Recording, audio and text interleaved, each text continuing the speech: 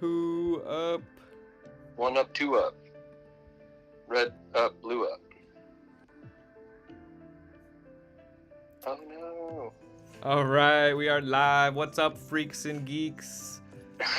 What up? This is WeWrite. I'm Nick. I'm Caleb. And together we write. Did we ever come up with an intro? What's up, freaks and geeks? It's pretty good. I like that. I like that one. Literary enthusiasts. Yeah, okay. Today we're gonna paint you a picture. With words. I mean, I know that we could just put one picture up and it would be worth 1,000 words, but we're gonna. No. I have yet to see that picture.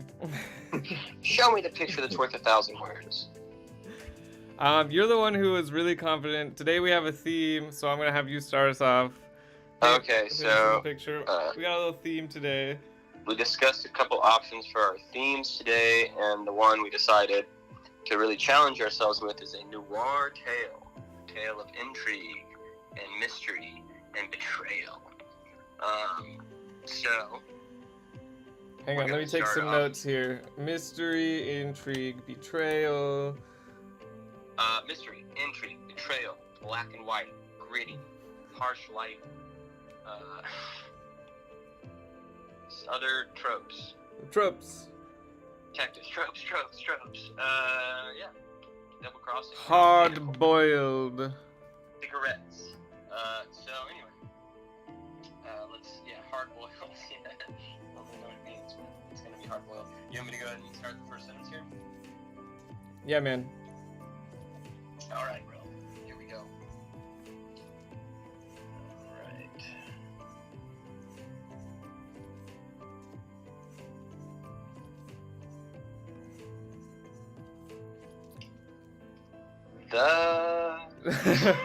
The tea becomes beautiful and like spreads across the pit.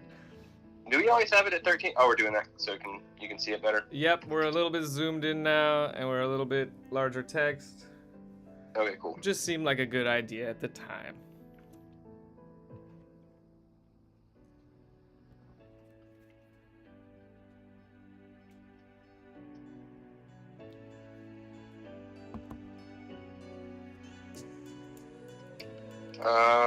I need to come up with a name right now.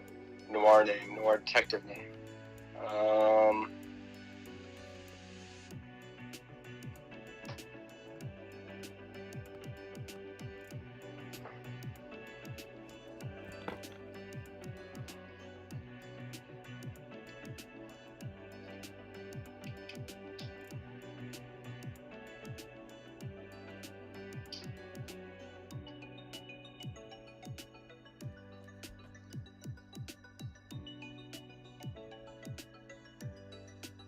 You could,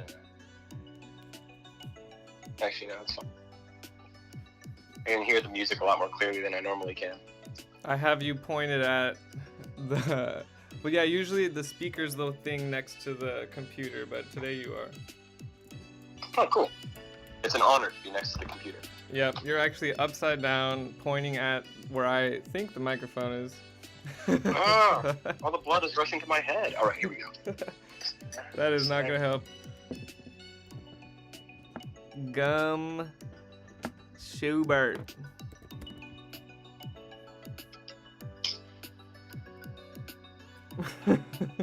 Tropes.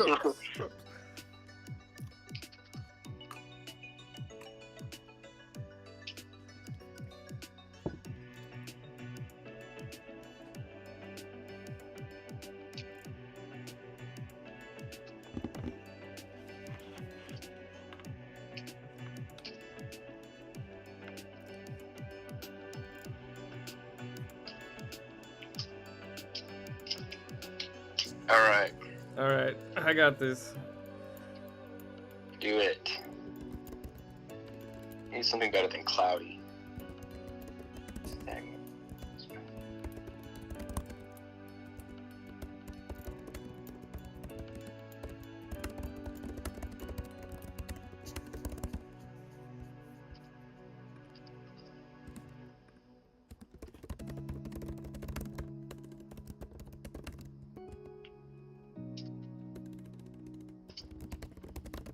We're already chaotic.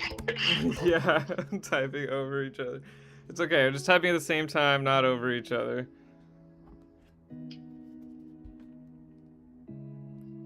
Alright, there we go. As stoic and hard-boiled as Shoebert looks, he's been out of the game for years. The only thing you planned on getting to the bottom of was... This tub of ice cream.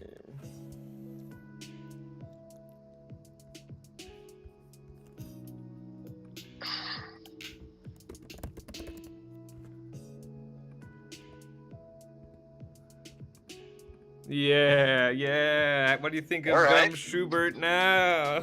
We're getting some vibes. Noir vibes. Here we go. Alright. Alright, I guess if we really want to be tropey, would be this cigarette, right? Or like bottle of whiskey, or depends on what the vibe we're going for here. I think we wanted him to be so gritty, he's kind of silly with it.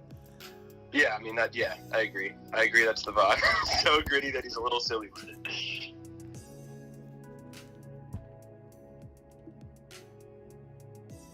And it's from Schubert's in like 2 big sunscreen. This day wasn't hot.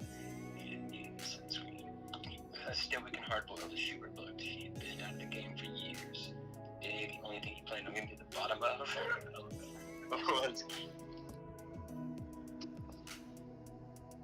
was a cake bottle. Okay, so yeah, he doesn't even have it yet. That's his plan though for the day. Yeah, alright. That's gonna keep the momentum going as he heads out on his mission.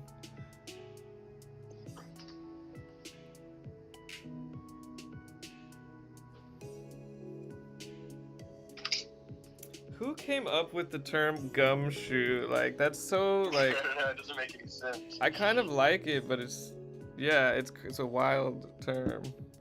I don't know why it means detective.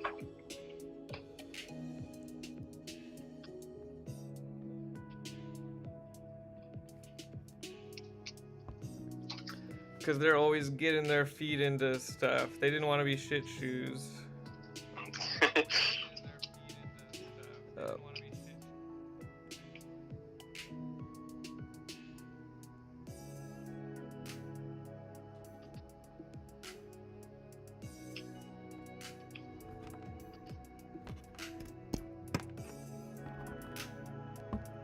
Alright, this is your reminder to enunciate.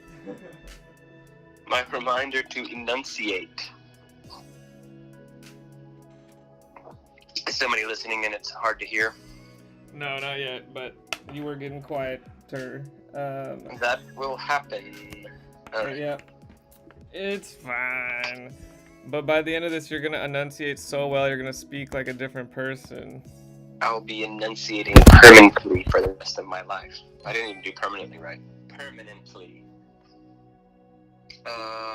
Hey, yo, Kraken's in the house. Kraken's in the house.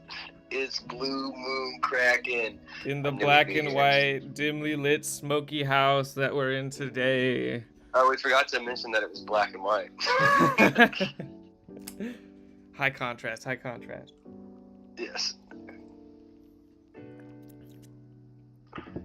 What up? We decided to give ourselves a mountain of a climb today with a noir mystery.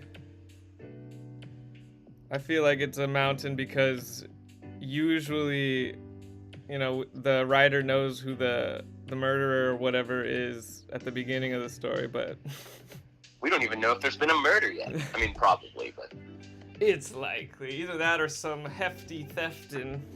Yeah, something big stolen or a murder. It's pretty much the only way we can go.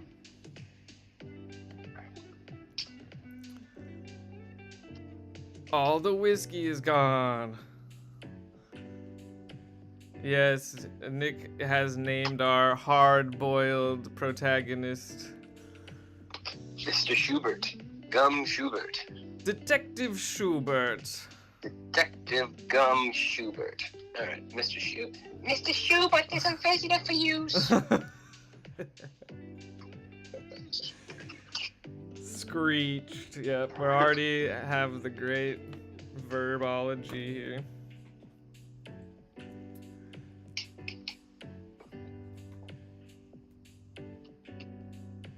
I'm trying to establish that his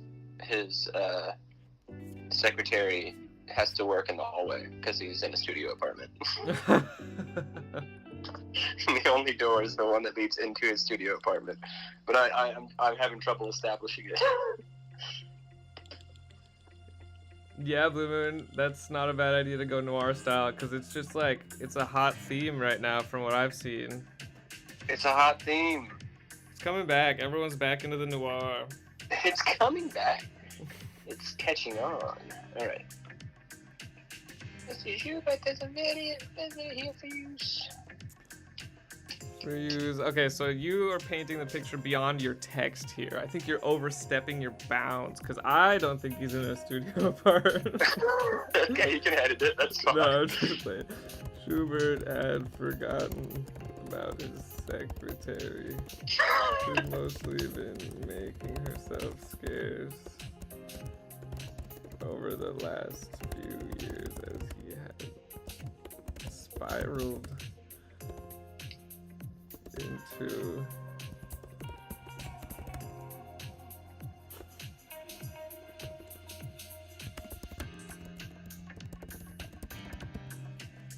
how's that?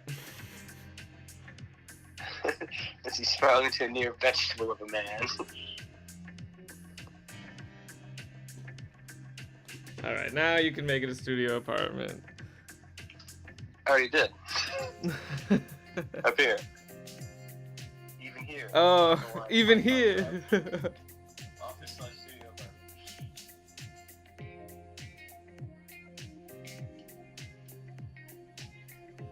Ah, Blue Moon is telling us about his murder mystery ideas and reminding me that we should have some sort of locational theme to be checking out later in the story.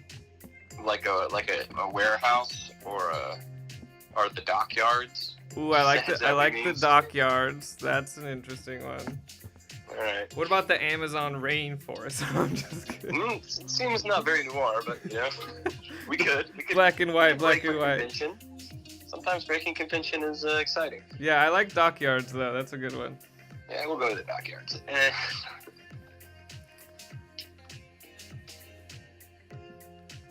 That makes me think that it's probably a stolen something, or both. You know, someone could get murdered over stolen goods.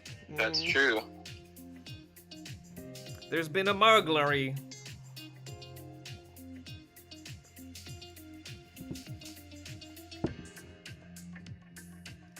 And not a crisp, fresh veggie. Okay, now we've got the narrator's voice. I love it. I love the narrator in this one.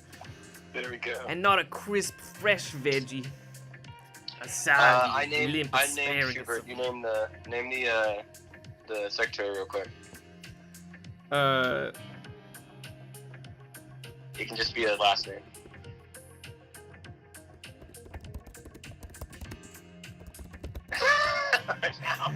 Okay. I got it.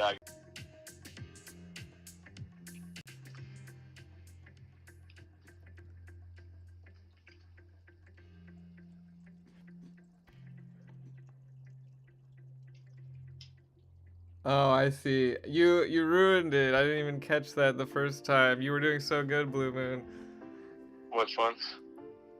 Blue Moon said he promised he'd be mature and well-mannered, and yet he's finding dockyards to be quite immature. The dockyards. These dockyards are huge. How are we ever gonna fit an investigation into these dockyards? Oh Wait, my no, God. I lost the thing. All right. Moving on. Maybe we'll change it now. Miss Fennybottom.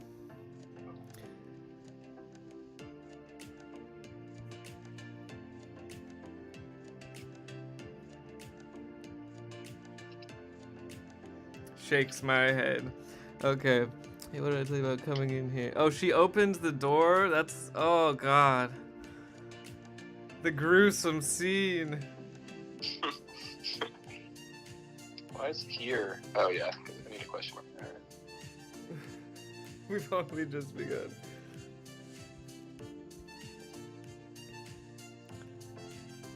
Okay, you know, I was really like initially picturing him in like a bar already or something, but it's really changed. That was based on your description of the first sentence with the... He's just in there smoke. choking down cigarettes, bro. His apartment's covered in smoke.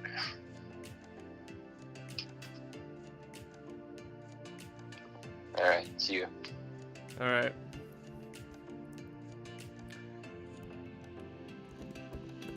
What am I doing up there?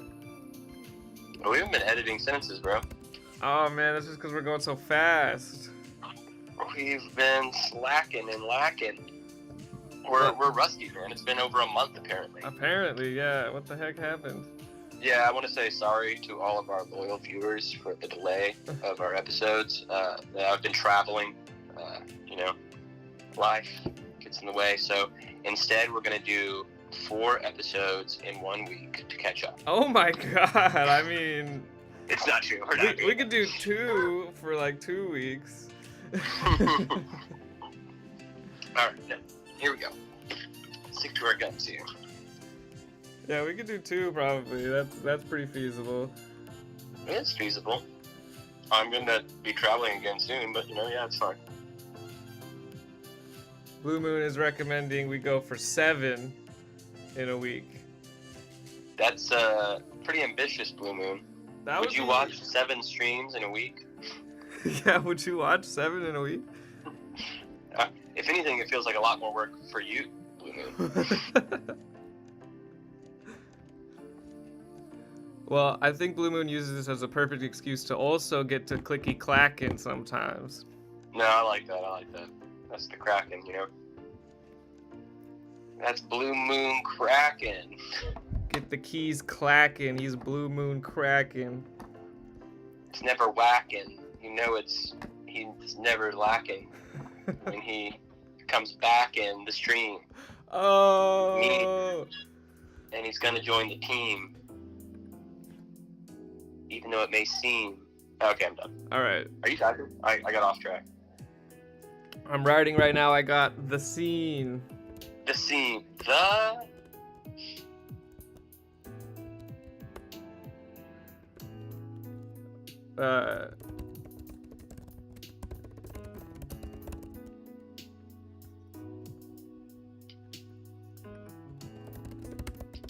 Dutch angle.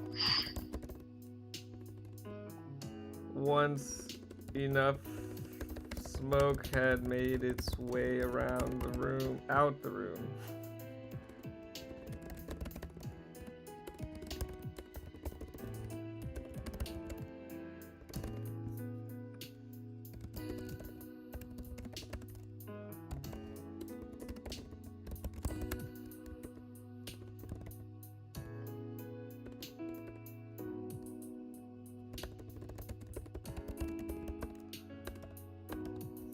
Oh God, Shoebert, you sorry yeah. son of a bitch. I like it. He was a sad sack. All right, once enough smoke had not made its way out, but had billowed out of the room. Escaped the room.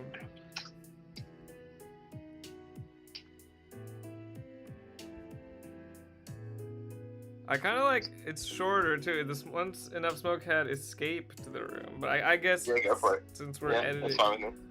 That sounds good. Because it's trying to get the fuck out of there, right? Yeah, that's fair. It gives the vibe more. Once we could escape the room, Fanny Bunny could see that Shoebert was sitting in darkness, surrounded by empty bottles. Sitting in darkness. The emaciated Shoebert. Sitting in darkness. Really going in on Shoebert. I don't even know if he's actually this bad or if it's just like the narrator's perspective, but... No, he's bad. It's really bad. Oh, I kind of want to steal one of my favorite lines from Douglas Adams for the next line. Man, you could have just done it and not told us. Nobody would have noticed. I would know, and that's, I have to bring you in, rope you into it. Plagiarism. No, it's sampling, bro. It's what rappers do all the time. Rappers do it all the time. Producers, they sample bits and pieces of tracks, and then it's a new song. So sample away, baby. Oh my Wait, no, god. it's my turn actually. Shoebert was sitting there in darkness in his underwear and sports coat, surrounded by empty bottles.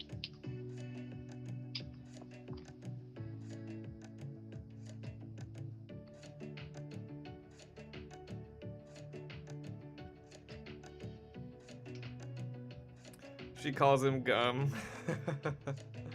Well, she didn't at first. She comes to Shoebert, now she's like, oh my god, go. Yeah, Nick is a genius with these names. Blue Moon is loving these names so far.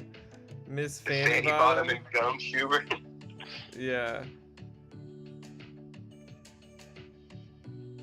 I'm so glad I put insert name, female name here. Yeah.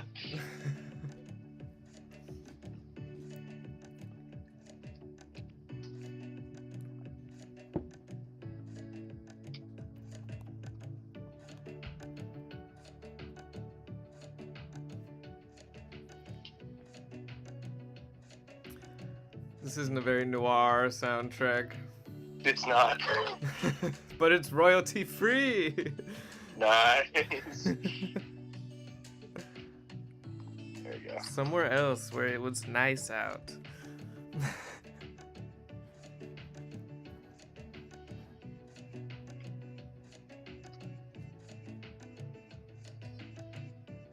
Pull yourself together. Oh my gosh, who could have heard of him? He hasn't been on the scene for years.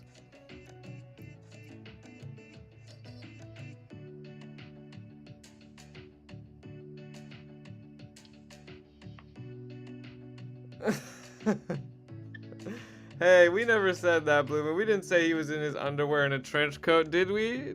I did. Go back. I've inserted it into your sentence. Oh, I see. I see what you did there. I didn't say trench coat. I said sports coat. Sports coat. That's even less covering.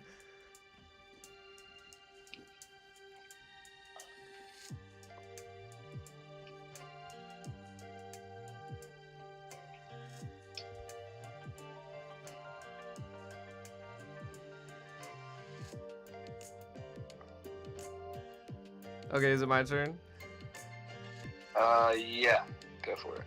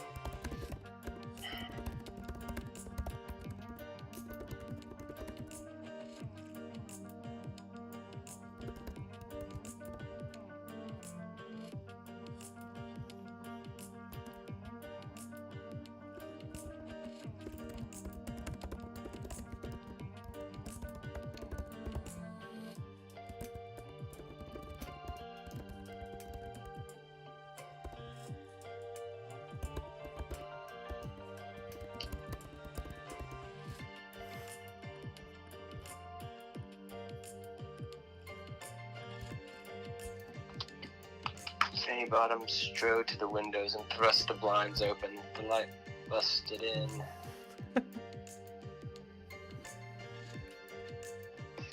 Burst. Then a bunch of what's all this about the room. Is that the Douglas Adams quote? Yes.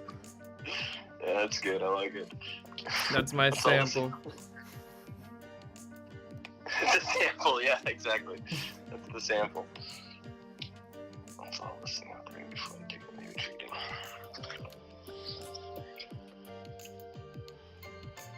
Alright, let's see.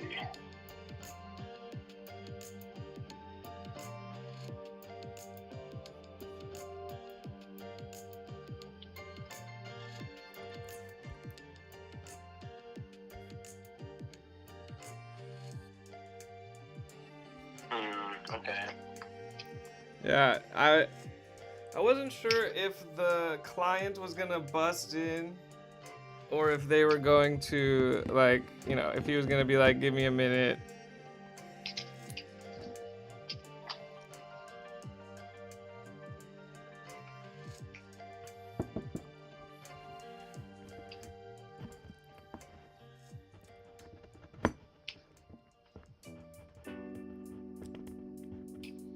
Ooh.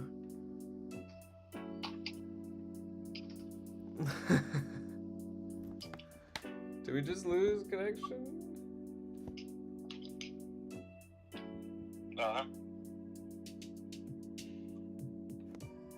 No, it's still going. I don't know. My phone was saying we were offline for a second.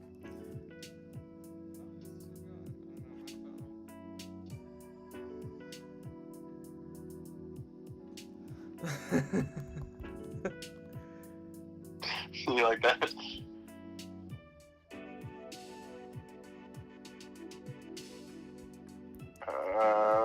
I'm trying to think of like more words. Oh, I mean, you could say you pesky dame, but I just feel like it's no,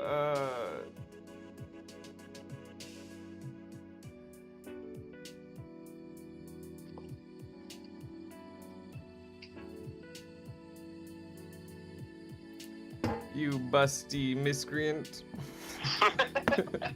got her.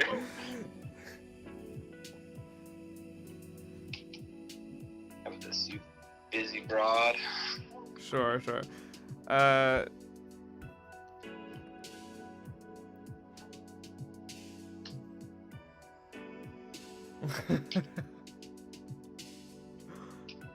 See, I'm not passing as much of your suggestions along this time, Blue Moon, because he'll actually do it. What is he saying? You gotta pass him along. He really wants some sweaty action in this room. Oh, there'll be some sweat. We're about to introduce the client, which is obviously going to be a femme fatale. So Yeah. don't you worry about it. He's gonna be a There'll be dime some of a sweaty dame. action. She'll be a real dame, a real dime of a dame.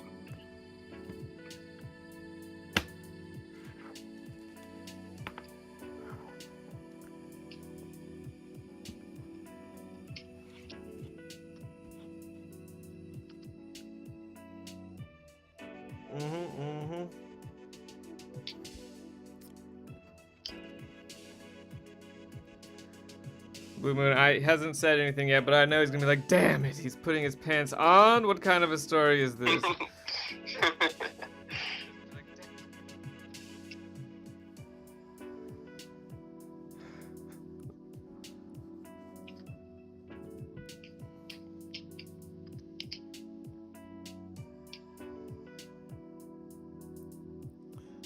Alright, your turn.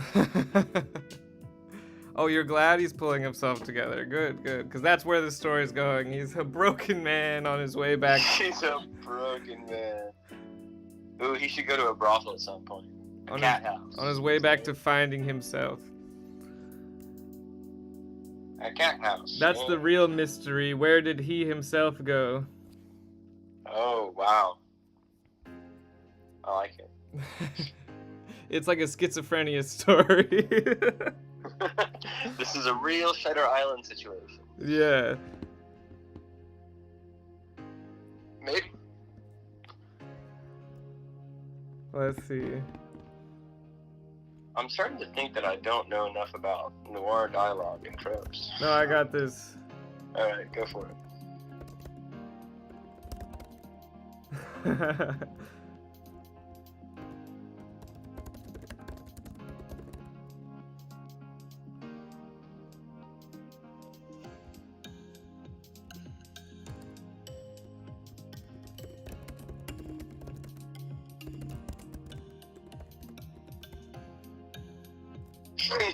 Nice. It's always a day. Nice.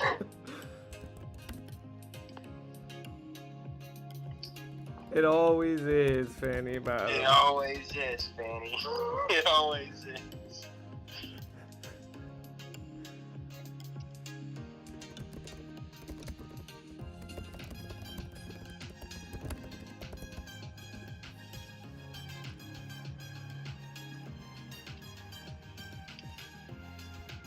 Yep. Oh, okay, I see what I did wrong here.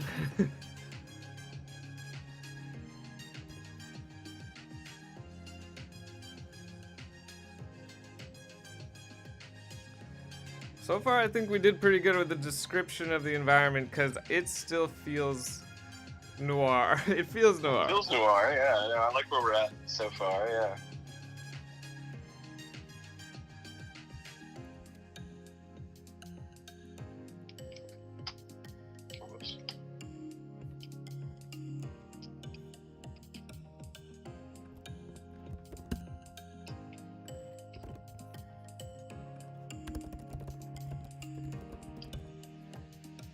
Under his twin-sized mattress. I didn't realize how good of a detail that is. Yeah, it's sad. If there's one thing I know, it's how to make a bachelor's life look sad.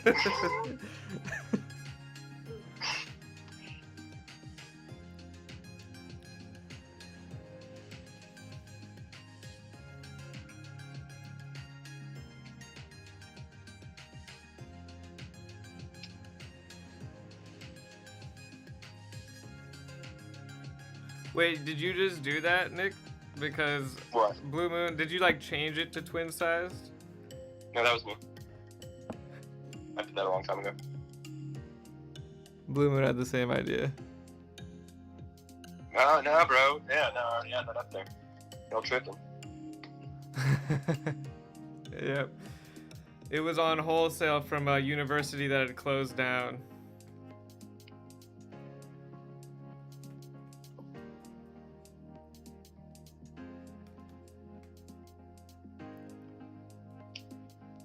He knew tropes better than anyone. That's what makes him such a good detective, is that he's so meta about it. Yeah, exactly. That's exactly what I was thinking. That's what makes him better than anybody else, is he knows the tropes because he's meta. He knows what to look for.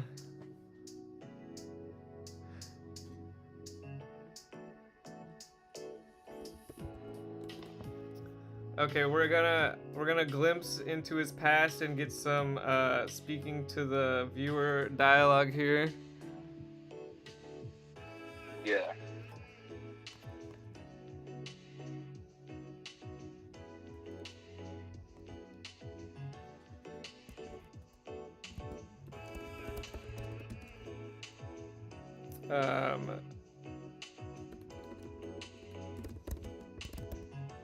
I kind of want to take hard-boiled out earlier to use it now.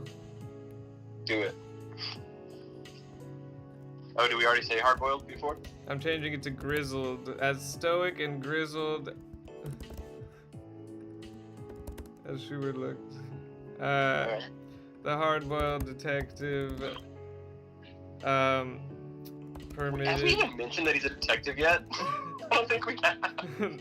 I mean, it's implied by their name. It's implied by the very tropes of what we're doing, but I don't think we explicitly stated it yet.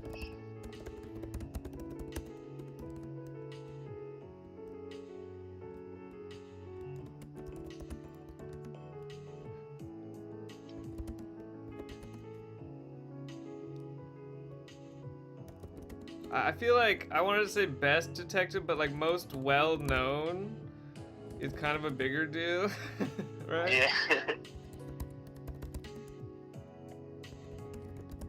Most sought after. Yeah. That's more what I was going for.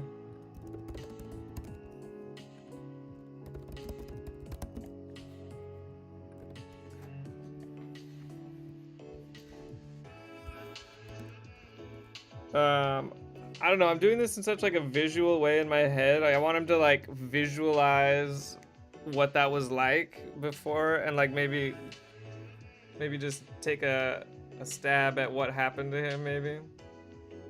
We switched from third person to first really quickly here. The hardboiled detective permitted himself. Well, do you use quotes if they're talking to nobody? I guess he talks out loud, huh? So Put it in yeah. italics. Yeah. Okay, yeah. Italics. Yeah, throw it up in italics. That'll do it. Or he could just, talk out loud and other people will be like, what? Yeah, that's fine too.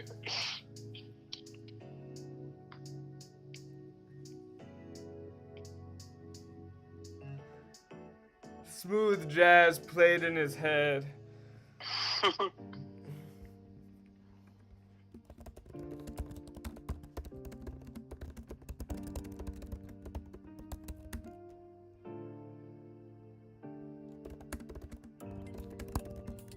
All right, go for it. He reminisced about his glory days.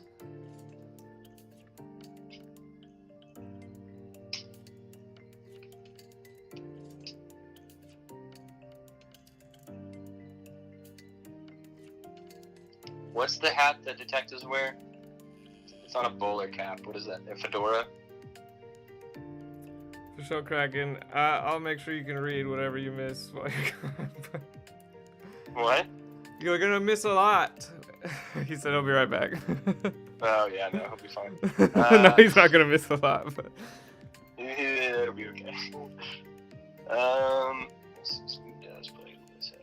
I'm liking this story so far. Like, this is fun to write because of all the tropes. It's so easy. Yeah, it's easy. You got a good like skeleton to travel along. It's easy, but it's like it's also hard. Just I don't know. We have the same challenge every story where we don't know where we're going. So yeah, we have no idea where we're going, but yeah, at least we kind of know like the vibe. We know we're probably gonna visit the dockyards.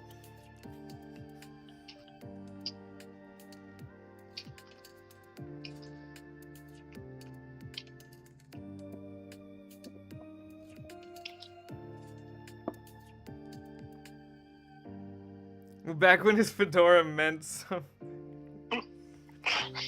Is he a sunglasses type of guy? No. No, I don't think so. It's a good thought, but no. I got this. As he fastened the fedora to his head, nostalgically to his head. That's not a real word. Oh, it is. Okay.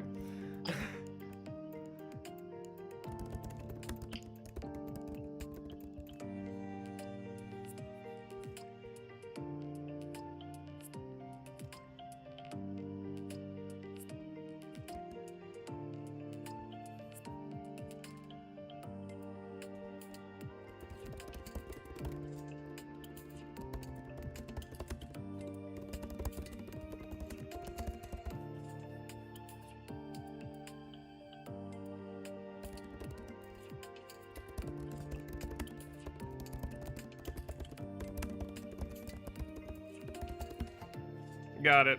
I nailed it.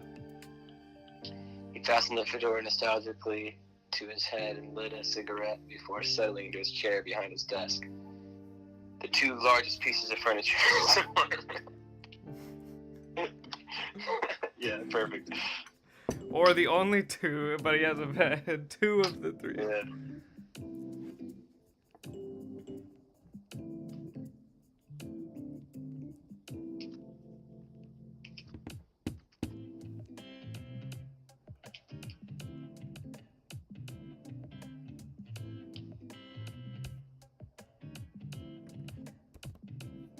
She was all legs. Yes. Yes. She was all legs and nowhere to go. That's so good.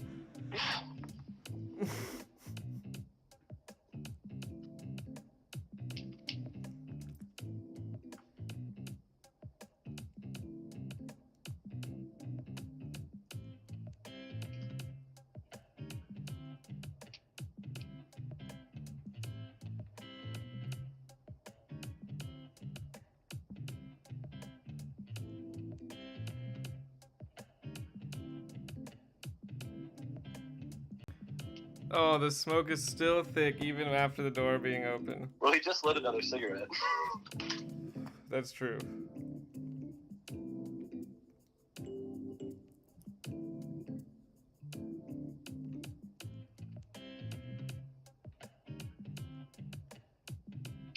All right.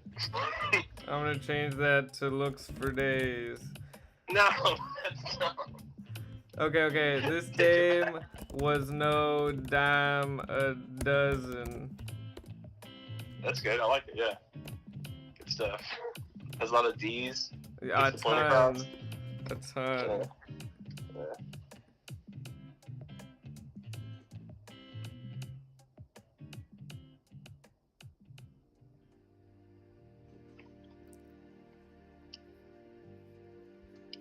We've introduced the dame. Well, oh no, now you have to come up with another brilliant name.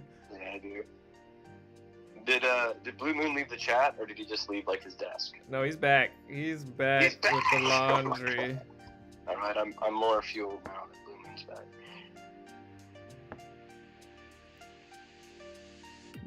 back.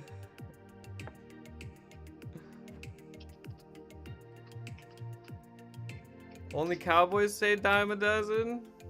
I don't know. This is far enough back in time that things could be that price, maybe. Yeah, it's fine. Dame with no dime a dozen. If looks could kill, she'd be saving 25 to life. We need a female name. We need one for a dame that's a dime.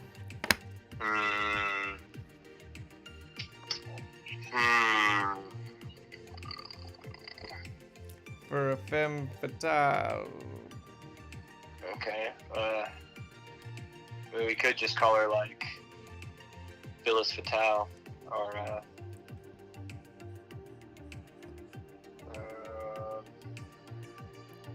We got a suggestion in the chat. Navala Long Buttocks. we already used Fanny Bottom. Everybody can't have a butt-based name. I do like it. I guess they could.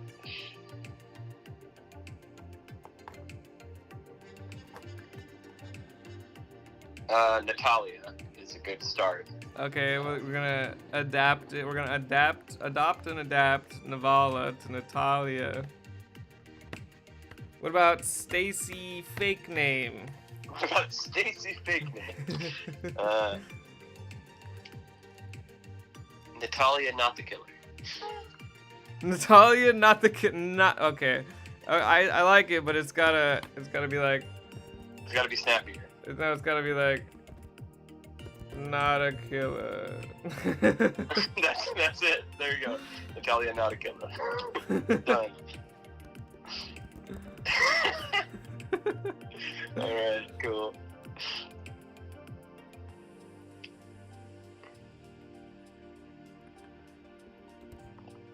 Yeah, no, it has to be that.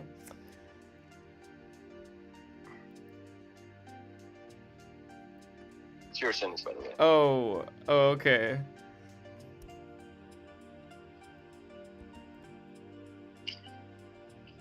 That's when she walked in through the door. She was all legs and nowhere to go. A thick smoke obscured her face. But he could tell this thing was no dime a dozen. If looks could kill, she'd be 725 for life.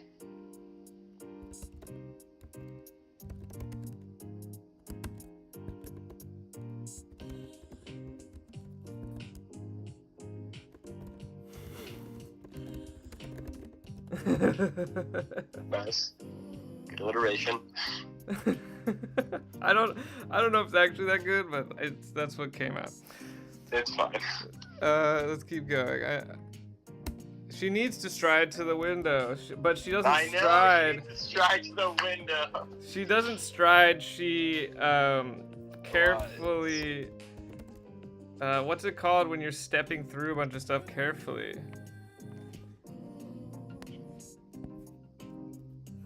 Tiptoed? Kinda. She carefully picked her way across. Yeah, just carefully made her way. Ooh, that's a little noir. Yeah. Music. I should. There's a little bit more house jazz than noir jazz, but that's okay. Yeah.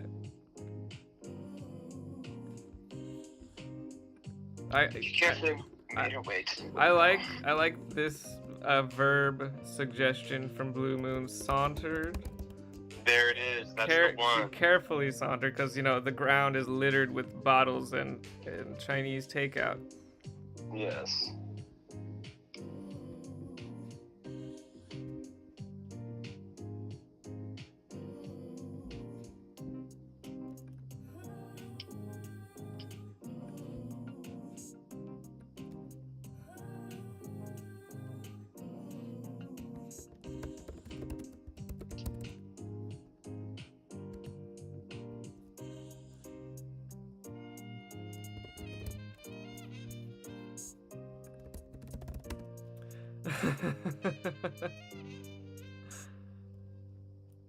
Hold on. Yeah, Gumshoe used to get it, but these days he's trying to pull himself together. Oh yeah, he's got a lot of Chinese food.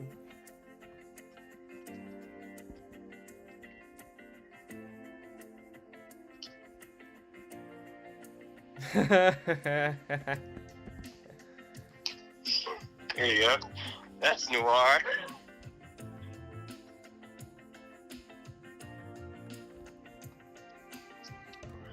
Okay. So, one of us is gonna have to come up with. Yeah. I think I might drop a sample here. Okay. Cool. Look, man, nobody's gonna sue us. Damn, son, where'd you find this? All right, I dropped the sample.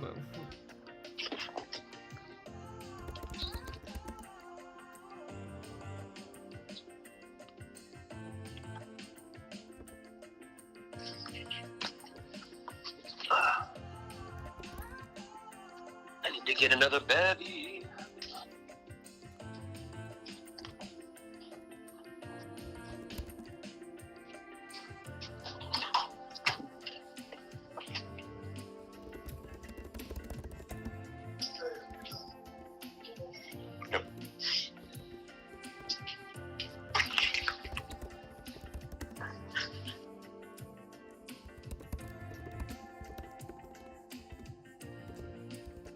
Would detective be capitalized here? I don't know. I don't know.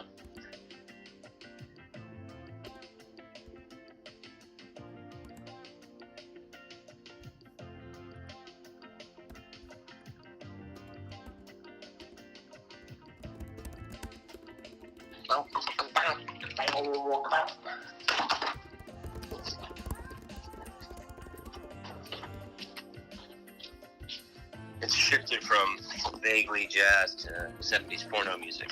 Yeah.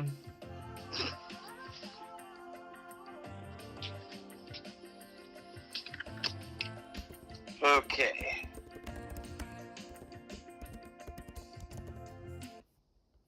I'm being followed, Detective Shoebert. I got it. He's gonna say, yeah, and what do you want me to do about it? Or that yeah needs to be a question. Yeah.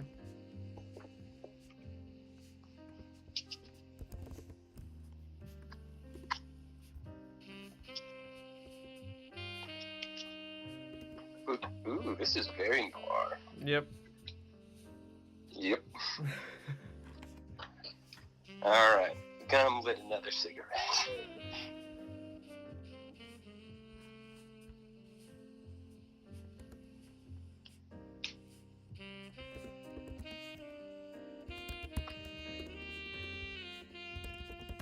Sometimes I feel like I'm just adding adjectives for no, just because it's fun. Yeah. The feeble. The feeble detective. The pathetic detective.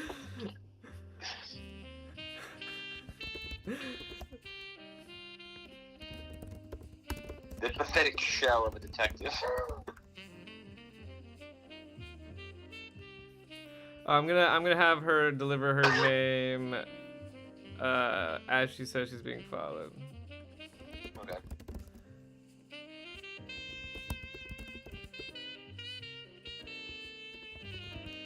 Not a killer. Damn it, it's hard to spell not a killer.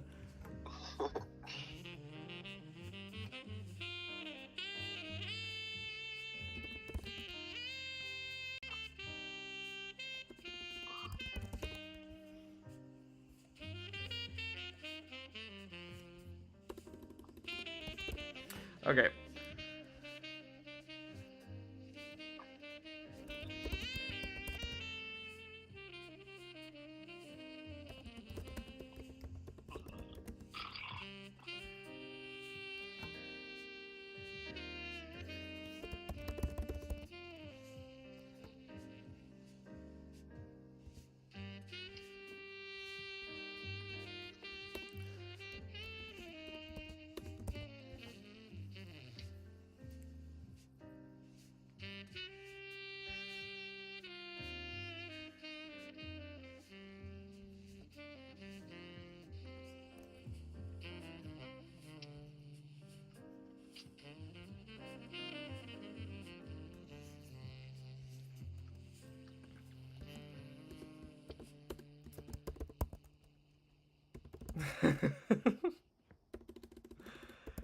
Or just her last name. When you just say her last name, it's so funny. Not a kit list.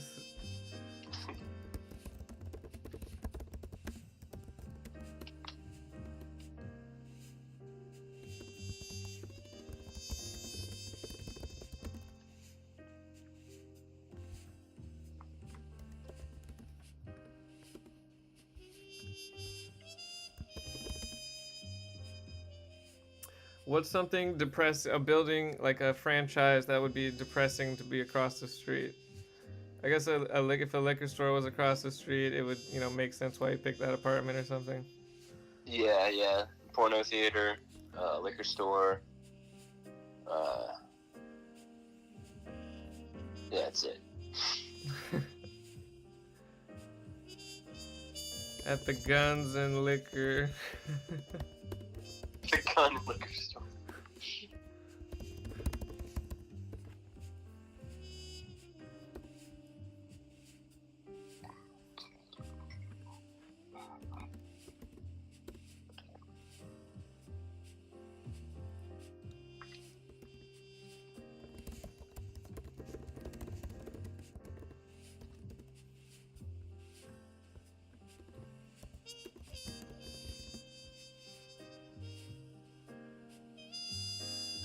Hair store. Oh God. They also have climbing equipment.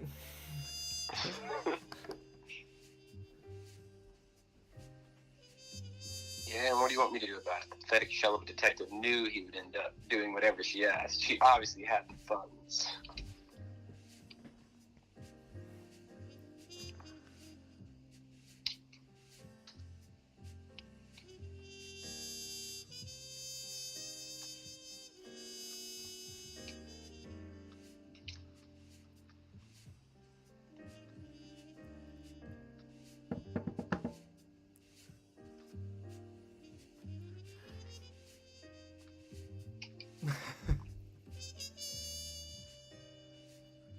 Damn it, this is where we actually have to decide. Yep, now we made it this far on tropes alone. We made it this far on just tropes, but now it's time for plot. Alright, gaze out the window at the gun and liquor shop across the street. At she gazed across the window at the Decrepit flickering neon sign of the Guns and Liquor store across the street. Here you go. It's atmospheric. Mm-hmm. I'd like to find out why.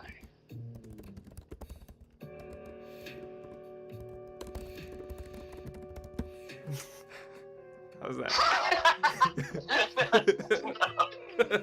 It's too much. Yeah, right now, there's no mystery at all.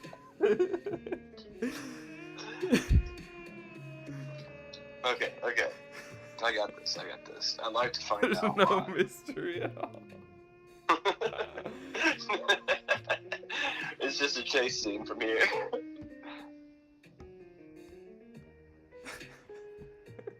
Yeah, I think the chase needs to be... This is the first act. We already have the chase.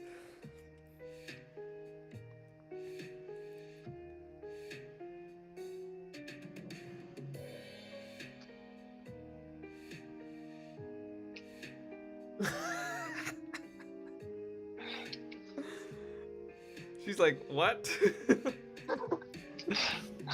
Yeah, exactly.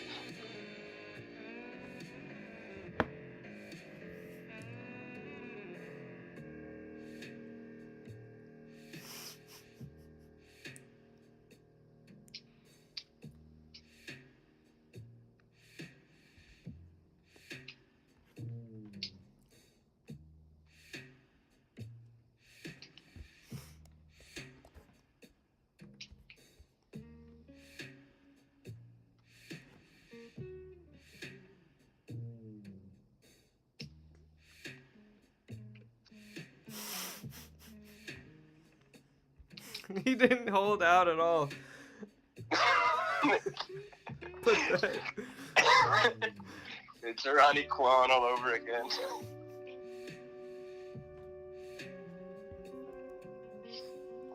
I promise I never played volleyball again. Alright, I'll do it. Yeah.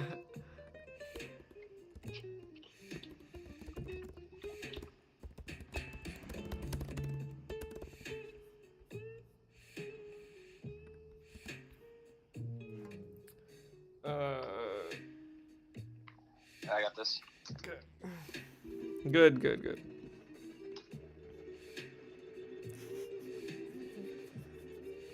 Oh. Oh, you did have it. Oh, yeah.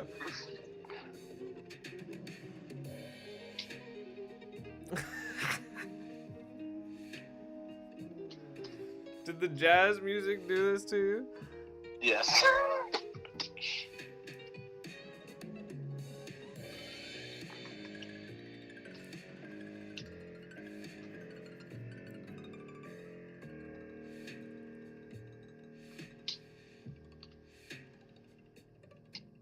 Yep.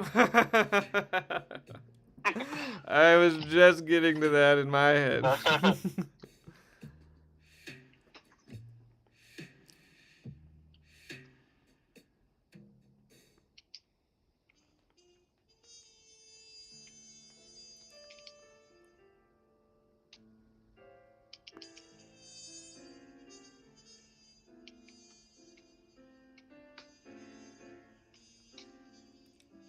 Nice. Yeah, he's got expenses all right. For my expenses.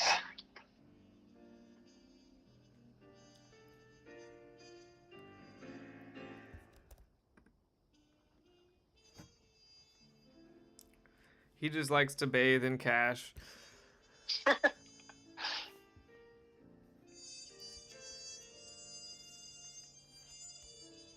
All right, clues, clues, clues. Okay.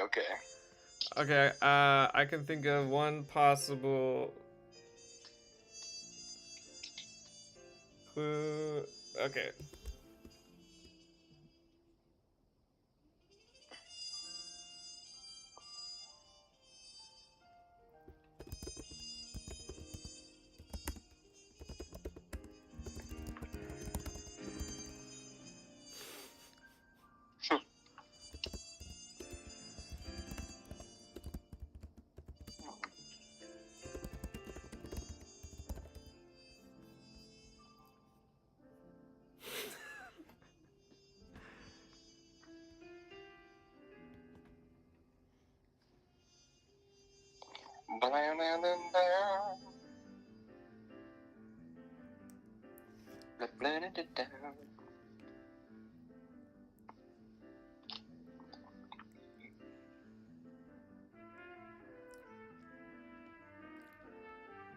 For my, have you thought of a clue?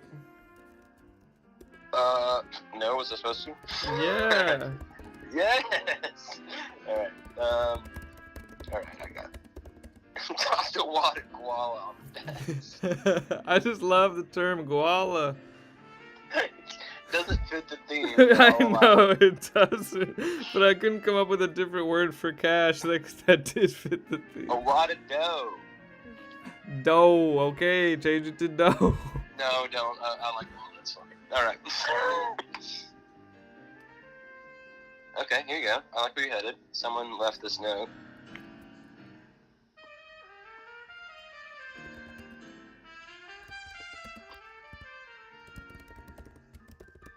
She also lives in an apartment. Yeah, of course. Who doesn't in this crime-infested city?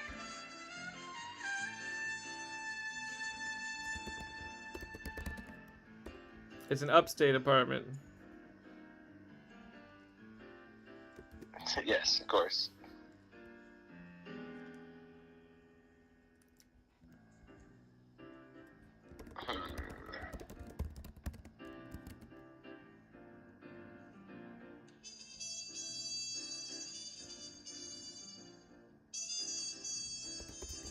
Okay, this detail might come in handy.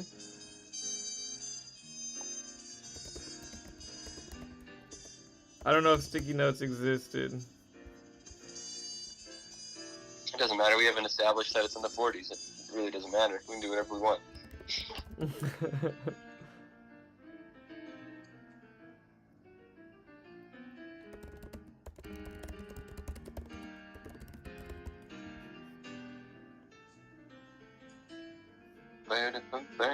This music's killing it there. I like it.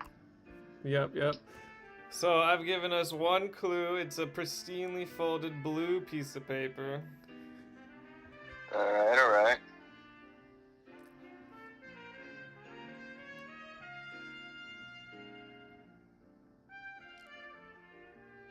Okay. He says 1968. It's the day before 1969. Oh, what was that noise? That was the real Salty saying hi. Hey, Salty. The real Salty. We're writing a noir detective. Okay. Anna Killer's blush died away as she tossed a wad of guala on the desk. Someone left a note on my upstate apartment door. She has to say it is upstate. What a stuck-up. Gingerly, she placed a pristinely folded blue piece of paper on the desk. Alright. Boo-doo-doo-doo-doo.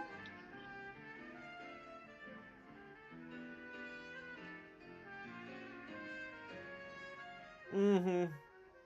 Blue Moon's trying to take no credit for all of his suggestions. He's trying to take no credit? Yeah, he said all of this is all the No, unhinged, if anything, crazy. it's his fault. Anything that you find like a little bit over the top, that was Blue Moon. Yeah. If you want, I can scroll to the top if you want to read what we've got so far. Let's see. Actually, I want to read what we've got so far to kind of catch up with myself here. Let's see. Do you want to read it out loud? No. Okay. No. You can read it out loud if you want. Yeah, I mean, why not? The stagnant, smoky air clung to gum Schubert's skin like too thick sunscreen on a hot summer day. But this day wasn't hot, and he didn't need any sunscreen. As stoic and grizzled as Shoebert looked, he had been out of the game for years. Today, the only thing he planned on getting to the bottom of was a bottle of whiskey. His dark past haunted him around every corner, even here in his black and white high-contrast office studio apartment. "Mr. Shoebert, there's a visitor here for you," screeched a voice from the hallway. Shoebert had forgotten about his secretary, who'd mostly been making herself scarce over the last few years, as he had spiraled into a near vegetable of a man, and not a crispy fresh veggie, a soggy limp asparagus of a man. "Mr. Shoebert!" Miss Fanny Bottom stuck her head through the front door. "Hey, what did I tell you about coming in here? Get back in the hallway, Fanny Bottom," snapped our hardened hero. Once enough smoke had escaped the room, Fanny Bottom could see that the emaciated Shoebert was sitting in the darkness, in his underwear and sports coat, surrounded by empty bottles and rotted Chinese food. "Jesus, Gum, pull yourself together. You've got a potential client out here," scolded Miss Fanny Bottom in a disappointed tone through smacks of bubble gum. Fanny Bottom strode to the windows and thrust the blinds open. The light burst in and did a bunch of "what's all thising about the room" before indignantly retreating. Hey, how about you pull yourself out of this room like I told you? You busy broad, grumbled Gumshoe as he scrambled to get pants on while kicking food boxes and whiskey bottles under the twin-size mattress. Tell the dame I'll be out. No, I'll wait. be out in a minute. The stream crashed. But it should Oh, be back. no. It should be back any second. Boop, boop, boop, I literally just checked to see if it was crashing, and it had crashed. Damn, bummer. Does it crash on both YouTube and No, it doesn't crash on YouTube. We back. Just on Twitch? You say we back? Not on my screen, but on Yep. I don't know. We're back. And we're back. Are our guests still here, or is it just us? I don't know. Oh well, we got Kraken telling me we're back. Oh, cool. Sweet. Sweet. All It right. always is, Fanny Bottom. Tell the dame I'll be out in a minute. Hey, how did you know it was a... It always is, Fanny Bottom. It always is. I thought you'd picked up on that by now. He may have been out of the game for a while, but Shoebert knew the tropes better than anyone. Hell, he was a living trope himself. The hard-boiled detective permitted himself a glance out the window. I used to be the most sought-after detective in these vile streets. Smooth jazz played in his head as he reminisced on his glory days. Back when this fedora he wore meant something. He fastened the fedora nostalgically on his head and lit a cigarette before settling into the chair behind his desk, the two largest pieces of furniture in his room. That's when she walked in through the door. She was all legs and nowhere to go. The thick smoke obscured her face, but he could tell this dame was no dime a dozen. If looks could kill, she'd be 725 to life. She surveyed the scene before delivering a quivering quote. I need your help. She carefully sauntered her way through the debris to the window. Sorry, I just need to get some fresh air, she said breathlessly. If you want fresh air, you'll need to find it somewhere. If you want fresh air, you won't find it in this town, sweetheart. Gum lit another cigarette before turning to the window. He lit another cigarette. Jesus. That was like under a minute. I know. My name is Natalia, not a killer. Not a killer. I'm being followed, Detective Shoebert. Her voice was all silk, too elegant for this dump, but with just enough mystery to drive the plot forward. Yeah, what do you want me to do about it? The pathetic shell of a detective knew he would end up doing whatever she asked. She obviously had funds. He automatically didn't trust her for some reason, but he knew he could trust her money. Natalia gazed out the window at the flickering neon sign of the guns and liquor shop across the street. I'd like you to find out what Banta, shall we? What? I'm not... Look, doll. You don't have to bet. I'll take the case. But I'll need more to go on. And I don't just mean information. She blushed and looked away. Money, dollface. I'm gonna need payment up front, you see, for my expenses.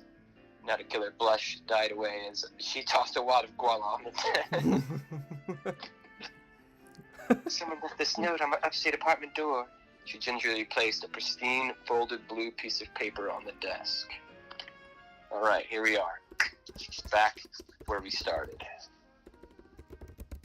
Okay. I think the best line so far was she was all legs and nowhere to go. yeah. Not bad. All right. Okay.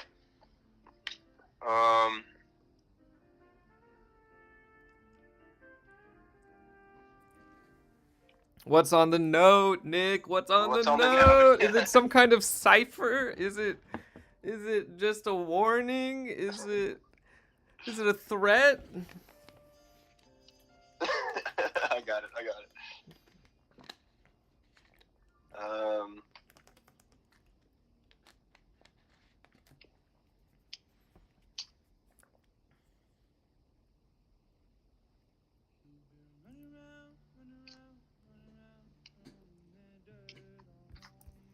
This song started playing while you were talking, and I was like, no, not words.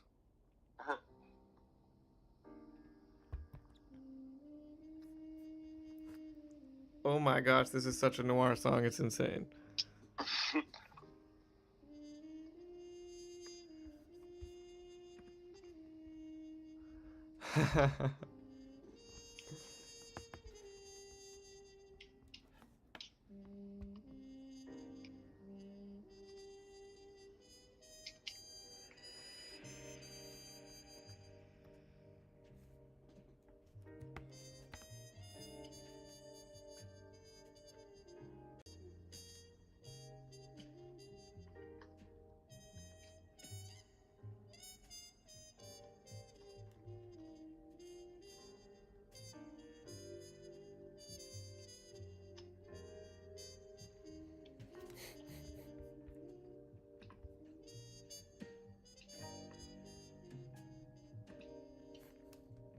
Is that how you spell red herring? Or is that the wrong spelling? I think it's 2 R's instead of an A.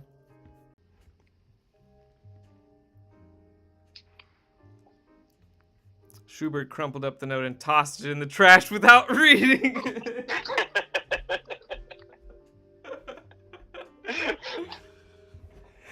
I don't care if that note was blue, black, or purple. I know a red herring when I see one.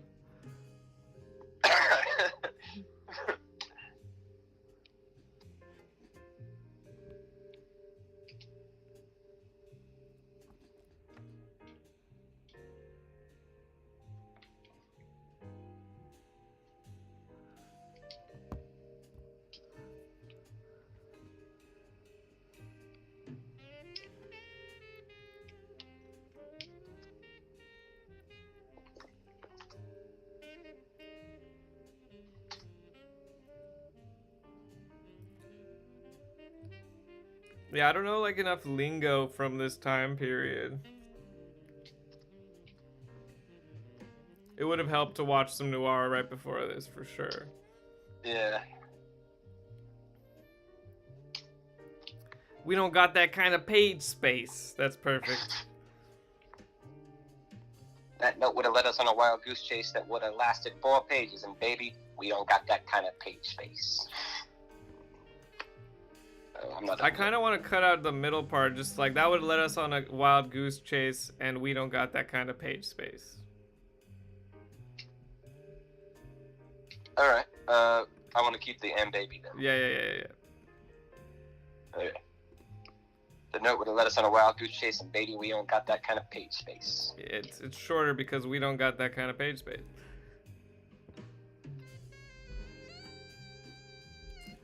Yeah, he is a bit of a fourth wall break with his ability being he knows tropes. Yeah.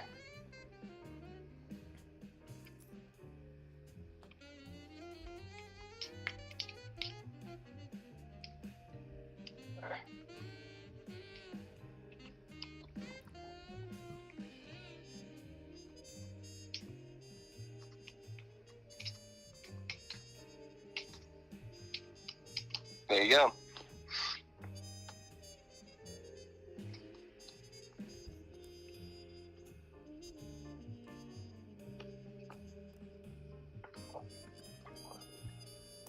I'm gonna take Blue Moon Kraken's suggestion and edit this. We're all good at investigation start where the rats talk and the dogs bark. I like it. The The rats talk and the dogs bark. The docs. Scene cut.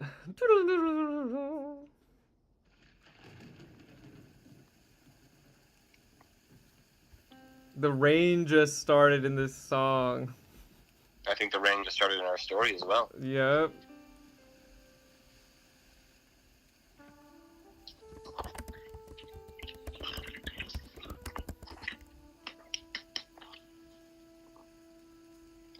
The rats talk and the dogs bark. How about where the rats bark and the dogs squeak? No, that's not good. Just run that one by yourself once more time. Yeah, I had to say it out loud to know that it wasn't right. I like the rats talk, but I couldn't think of a better one than that for like this. I wanted to and the. Yeah, of course. Where the rats talk and the weasels squirm. And the drunk drink. How about the worms squirm? Where the rats talk and the worms squirm. Yeah.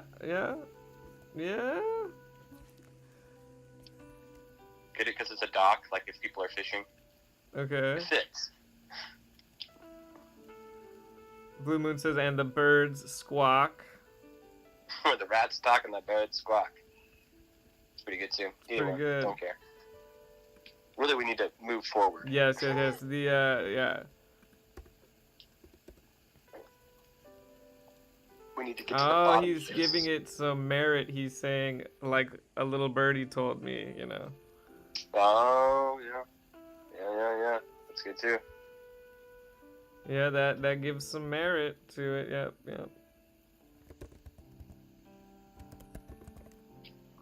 Let's go.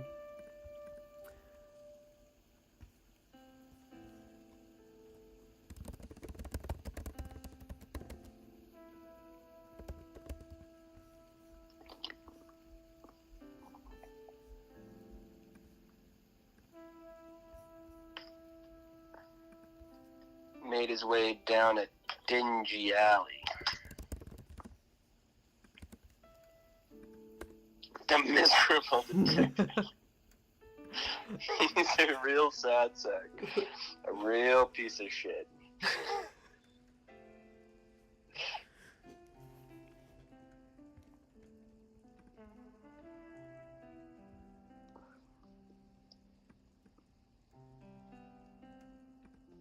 All right.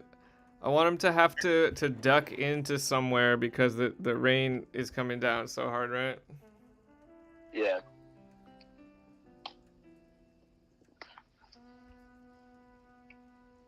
It just becomes like a ridiculous storm where like nobody can even be outside. Okay, wait, let's think, because we gotta move the plot forward here. So, he's going to the docks. He's heading to the docks, yes. He's got his trench coat. What's gonna happen? He needs to...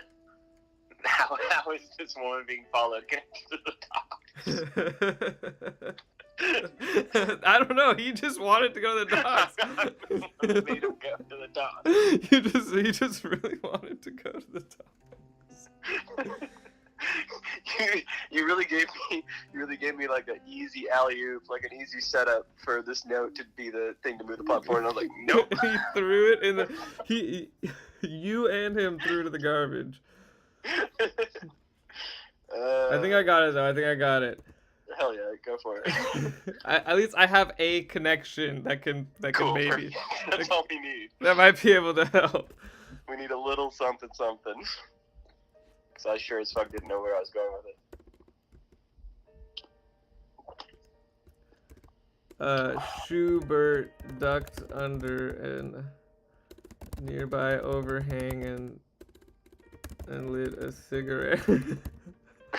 Okay, yeah, good. I like where it's going so far. Hoping the rain would soon pass.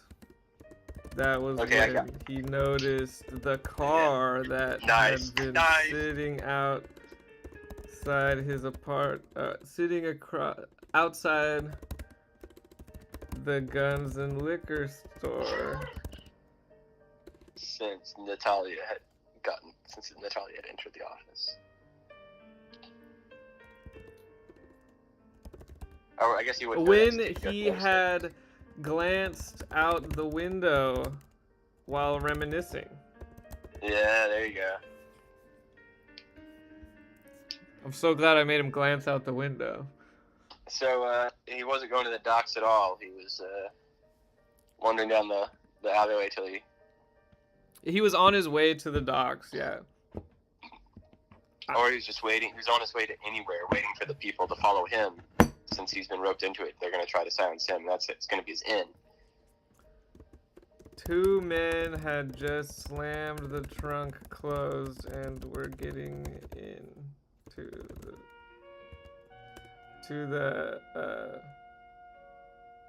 Damn, this music's perfect.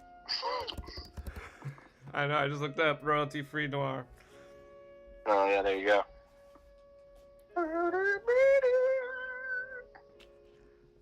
I think, since we have to figure out this one, we really got to talk through what's going on more. Yeah, we do. We have to plan it out a little bit more. It's I mean, we can't stumble our way into the spot. I mean, we can, but what I'm thinking is they are at like like what you said, a warehouse. That car just took something from the warehouse and put it in the car, supposedly, right? I thought they were in front of the guns and liquor store. No, that's where they had been before, and now he's recognizing that same car is now where he is. I misunderstood. That's when he noticed the car that had been sitting outside the guns and liquor store when he glanced out the window reminiscing. It was sitting in front of a... Yeah, now like this is the lead, is that same car is now doing something else, is up to no good.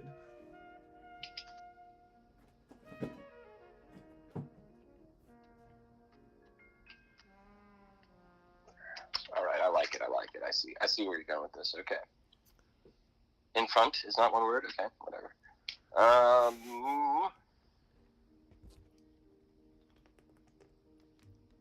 I find myself also wanting to just like throw random adjectives in there. I'm like, can we just make this warehouse a little bit more noir somehow by making it a derelict warehouse? That's very good. There you go. Yes, like that. In front of a derelict warehouse, 2 men had just slammed the trunk closed. We're getting into the vehicle. I don't know. We can be more specific with that. That's good. But new.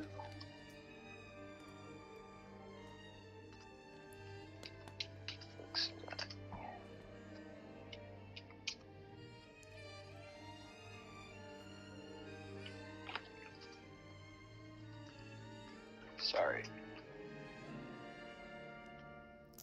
I have a feeling the stream's gonna cut out one more time before we're done. It does so like every hour for no reason.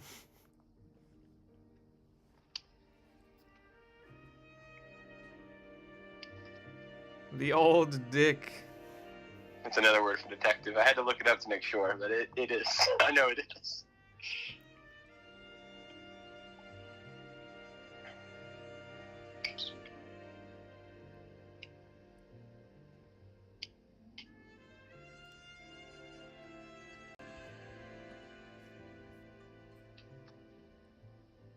Oh, we had a suggestion on the YouTube live stream that the note was blackmail. That the note was blackmail? Yeah. Well, the note's gone. We don't even... It could have been. Sorry to whoever suggested that, but the note is gone. No longer in the plot. I literally was like a dangling plot in front of us, and you threw it in the garbage. I guess you could dig it back out of the trash, like, sure, but we're already out of that apartment now, so... Oh, what did I do? There we go. Okay.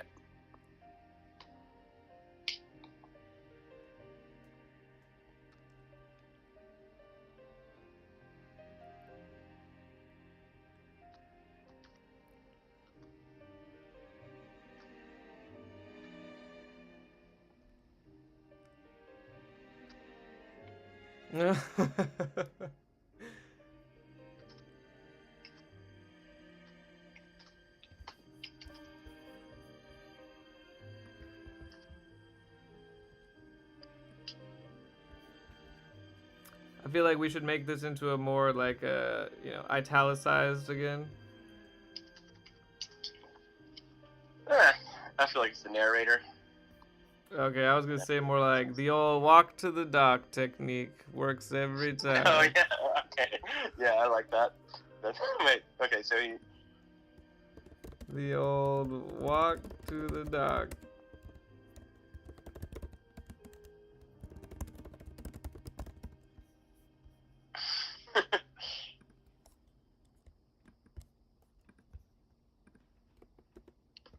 Okay, yeah, that's good. I'm gonna edit this sentence now. Works like a charm.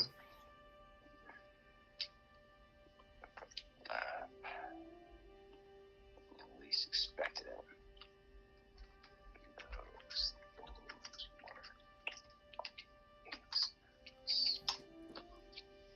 All right. Here we go. We're getting somewhere. The old walk to the dock technique. Worked like a charm. The city had a way of dropping things in your lap when you least expected it, and those things weren't always nice. Mm-hmm. Alright. Alright, so...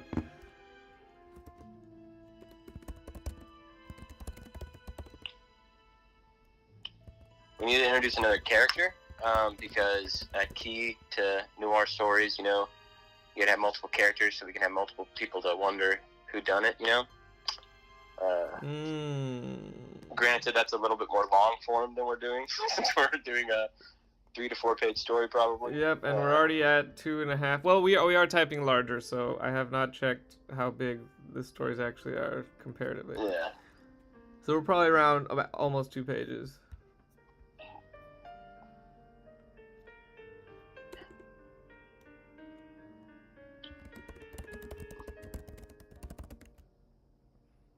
So the coast was clear. We say, okay.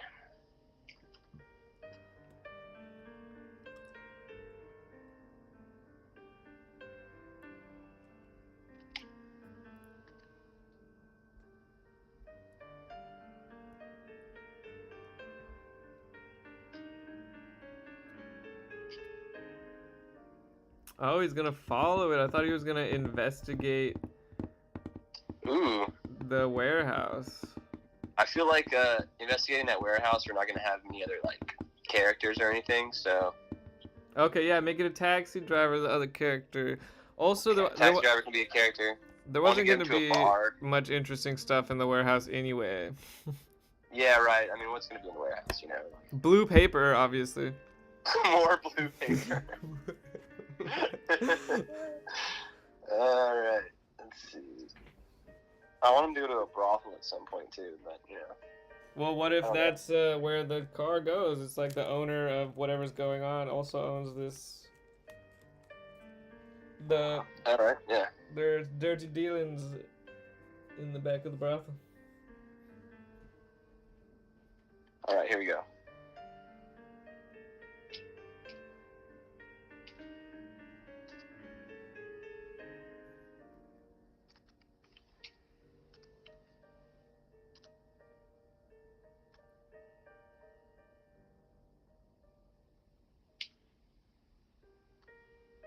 Like gum on a shoe? No. Yeah. Alright. Yeah. Alright. I like the reaction won me over. Alright.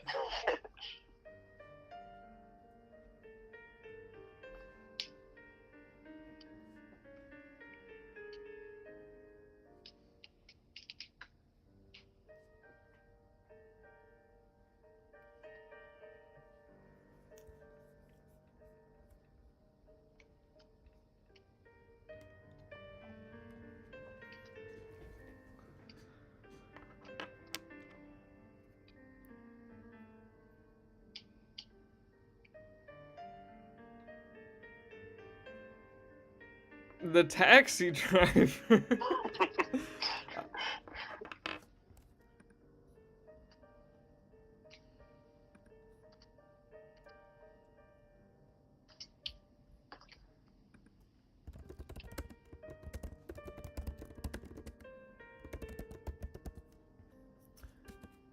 I think this is a good visual, right? Like the burning flick out the window. I want to put it before the whiskey bottle because I think it makes more sense chronologically. Yeah, I agree, yeah. The taxi driver flicked his cigarette out the window and took one last pull before putting the car into gear. Yeah, there you go. Nailed it. Nice. Perfect. Okay. Let's see. Now...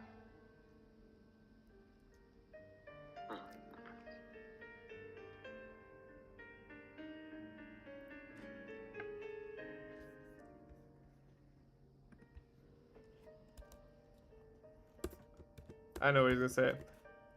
Okay.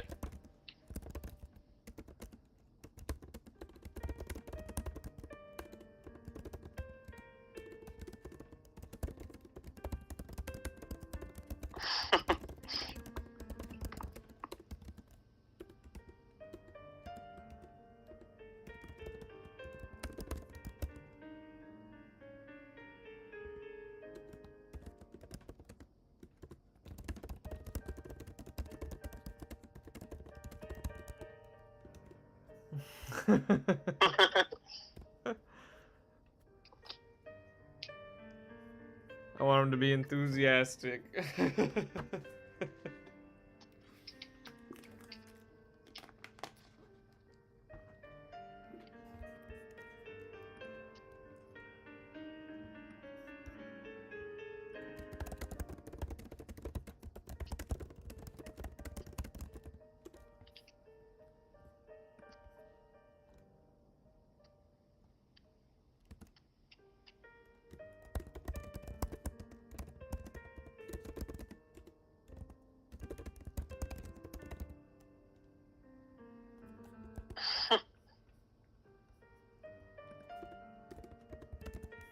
I've been waiting for the docs to pay off someday. This guy's on one, bro. Yeah, he talks a lot. He's very enthusiastic.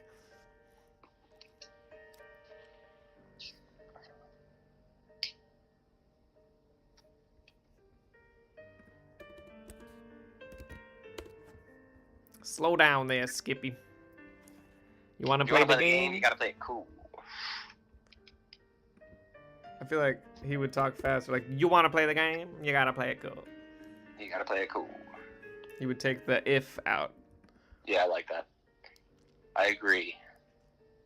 Damn, Skippy, you wanna play the game? You gotta play it cool. Alright, next scene. Unless you got more attacks. I don't know, maybe just one more line describing how they head off after them. Alright.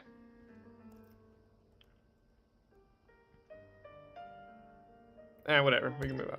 I don't have anything for it. I just like am mad. I want like a visual of them like driving after it. But we could start the next section with where they're pulling up.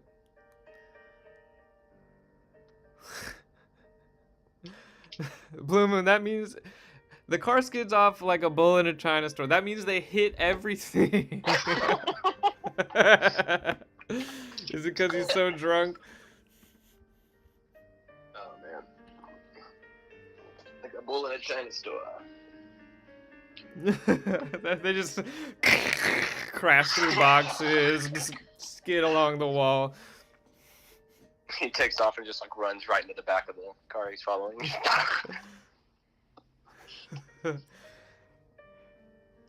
Yeah, Alright, it's like, oh no, we killed him. There goes the lead. We're just getting rid of leads right and left.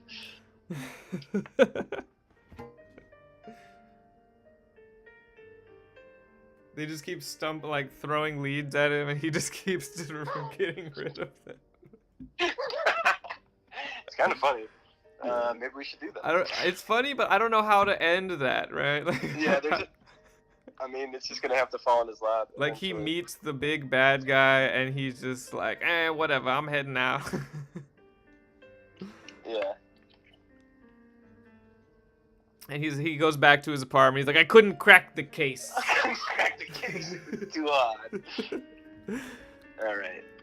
Let's see. I want to take him to a brothel, cat house.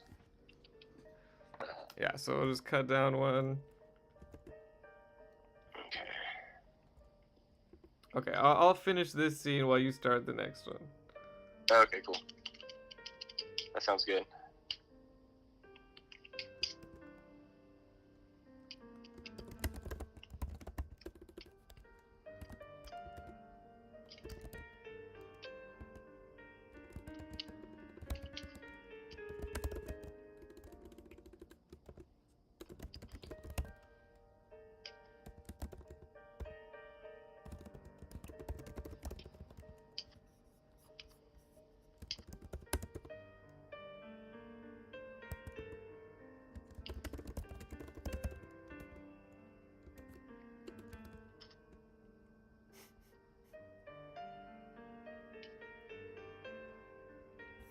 We need more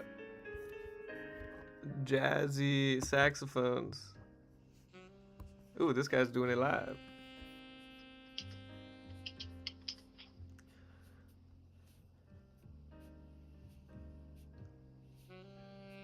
Of course, mister, play it cool. Playing it cool. So what did these guys do? He's still going.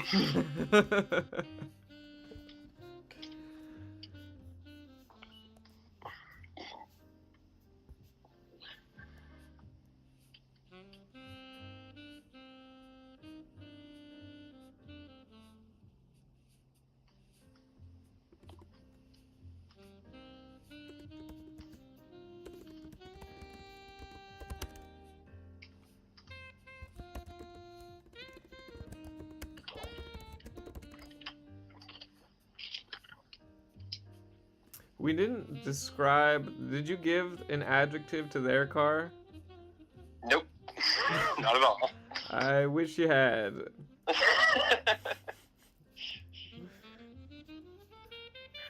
Just a car.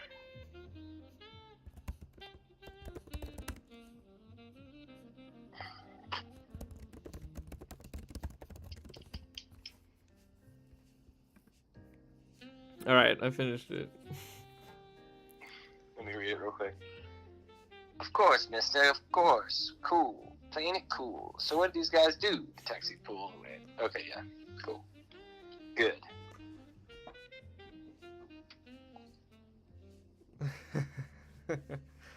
Ooh, this is where the murder happens.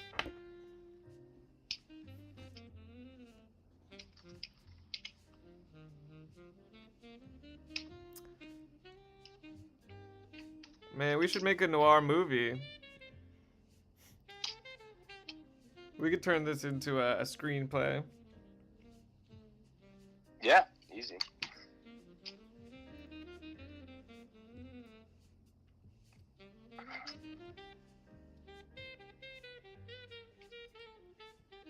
Ooh, this music's good. It's actually a guy playing it. Sweet.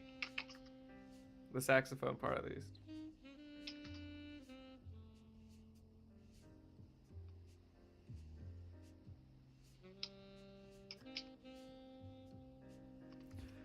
Tail the two delinquents through the rainy back streets as the driver rambled on.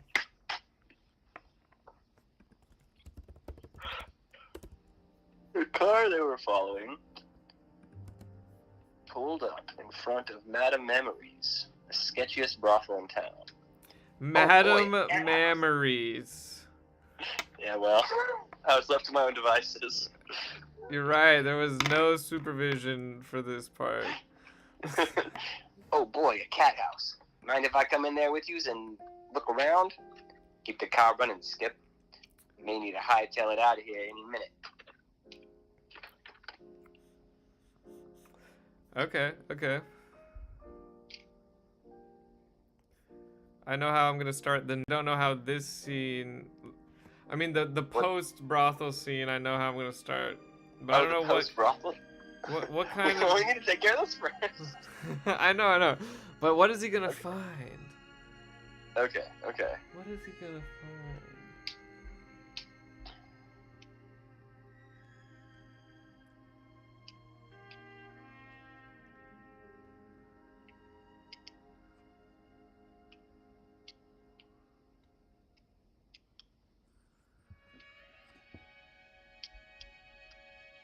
I like it. I'll put it in there. What? You'll see. This is Blue Moon writing this. This is Blue Moon.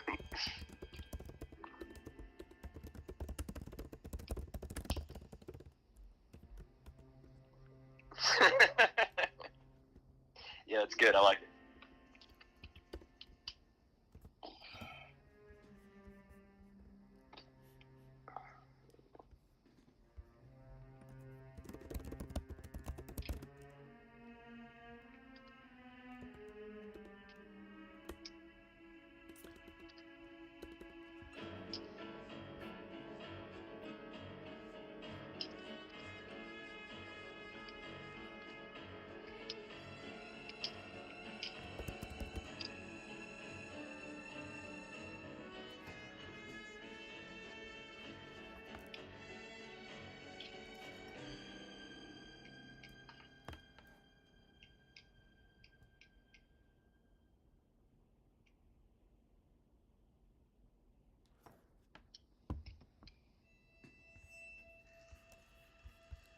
Kind of wanted to give the taxi driver a name, but now I'm looking for the spot to do that. I said keep the car running, Skip. You could put his real name there. Maybe he gave it to them on the drive, you know? I mean, his name could be Skip. His name could be Skip. Capitalize it. Kind of weird because he called him Skippy earlier without any context, but he seems to predict things.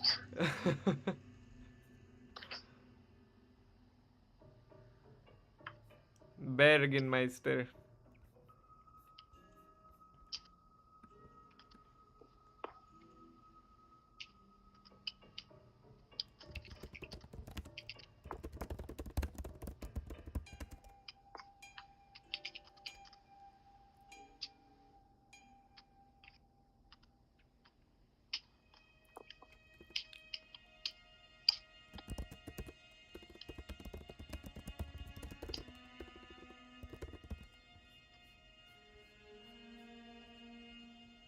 Into the house.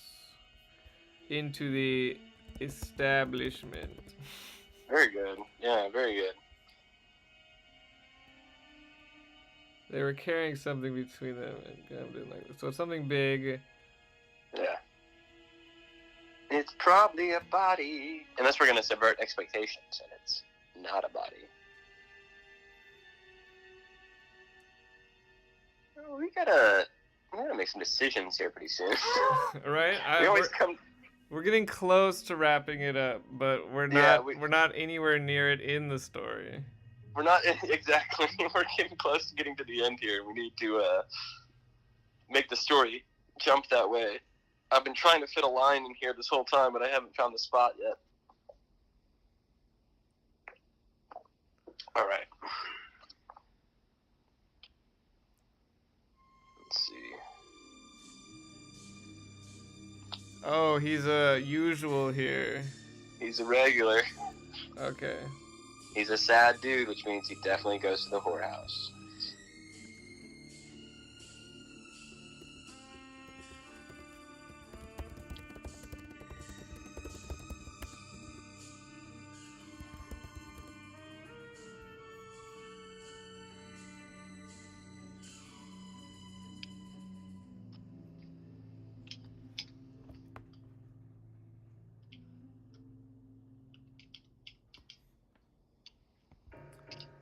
Blue Moon Kraken's throwing us a bone here. He says maybe one of the brothel dames has also been followed lately and has a description. I mean, we already got these guys. Like, these are probably the guys that were following her, right? When they were outside the... Yeah, okay, let's just... we won't see what's in the box yet, but he can hear them through the wall because the walls are so thin at this establishment. There you go. He hears it above the other noises in the brothel. You don't want a brothel with thin walls. That's bad design, but okay. Well... Hey, maybe it's really good design for some people. Ticket you'll have your usual. You can take that and put it right back, lady. I'm here on a bit of business. Madam, what room did those two men head to?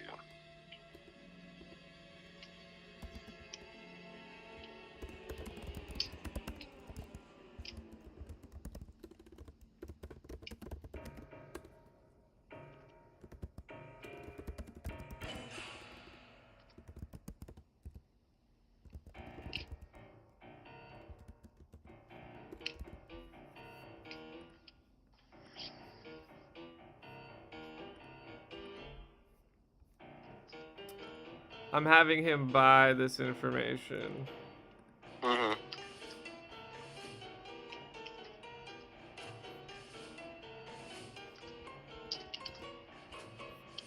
Oh, this is the spooky song for when it's going down. Oh, shit. Oh, it just switched up so quick.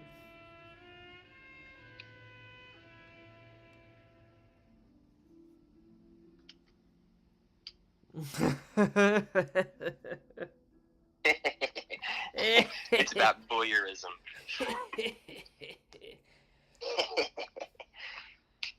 All right. Would you like to do a bit of this? So he's getting concerned.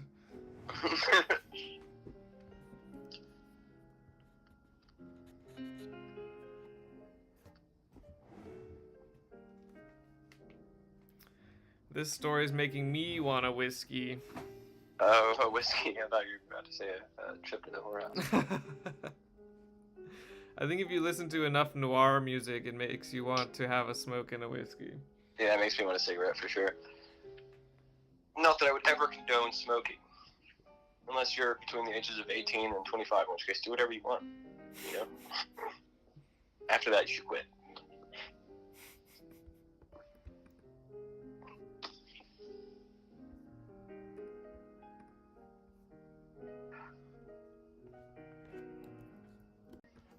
And gestured toward a broom closet.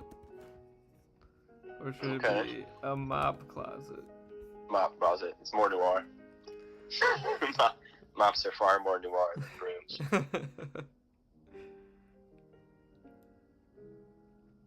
Vaguely sticky over and gestured towards the mop closet. She put a finger to her lips.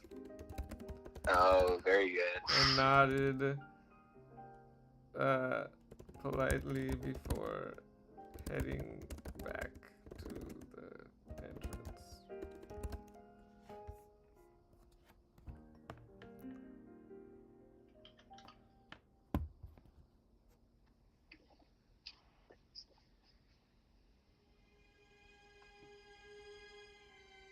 Okay. Alright, let's see. Let's not politely headed back to the entrance.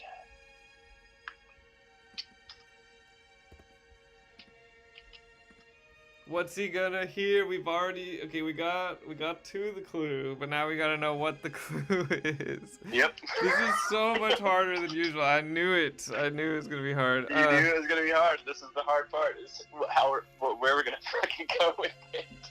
It's always a challenge, but this one is especially hard. Yeah, well, we just gotta think. I mean, it's not that hard, right? Okay, so noir, it's all about mystery, murder, betrayal. We only introduced a handful of characters, and one of them is named Not a Killer. So obviously, she's gonna be the killer, right? Right? I mean, like, that's gonna be the twist, is these guys are following her because she's suspected of a moida. Right? I'm following. So, what is she trying to? Is she trying to get the detective killed for some reason?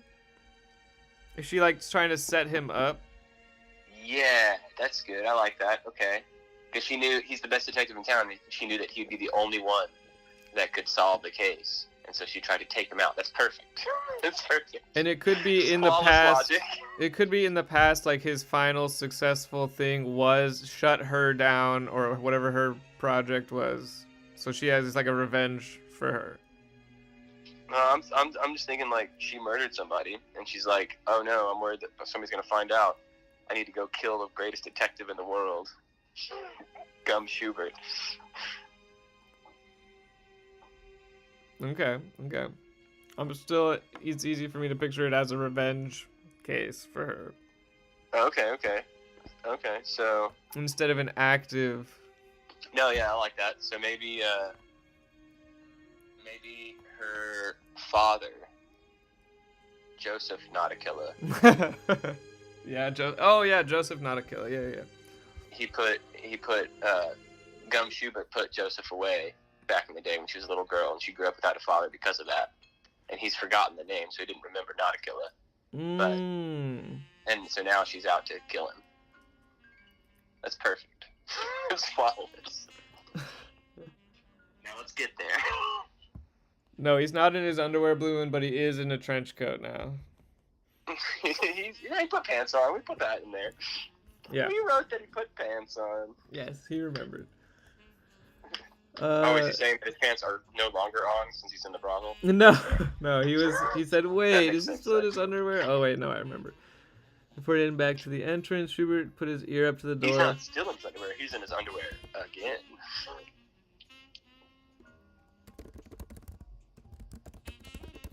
Okay, but now, so that's good. I like where we've ended up here. Yeah.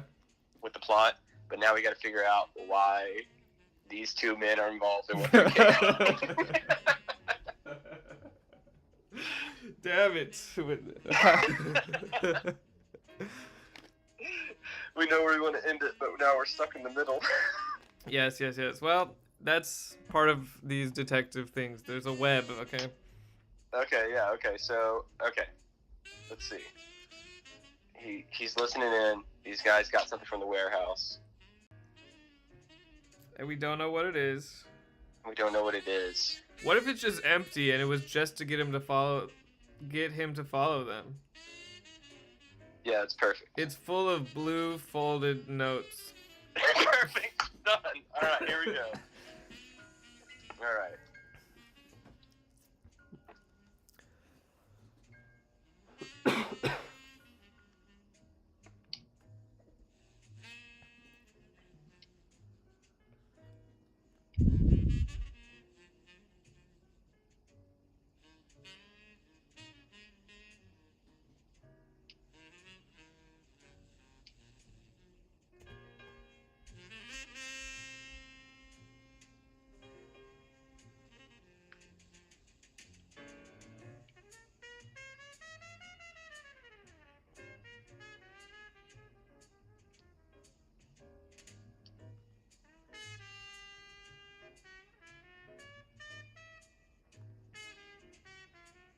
Queried. Bro, this guy's a thug. He doesn't query. Right? Change it then. Only posh people query, bro.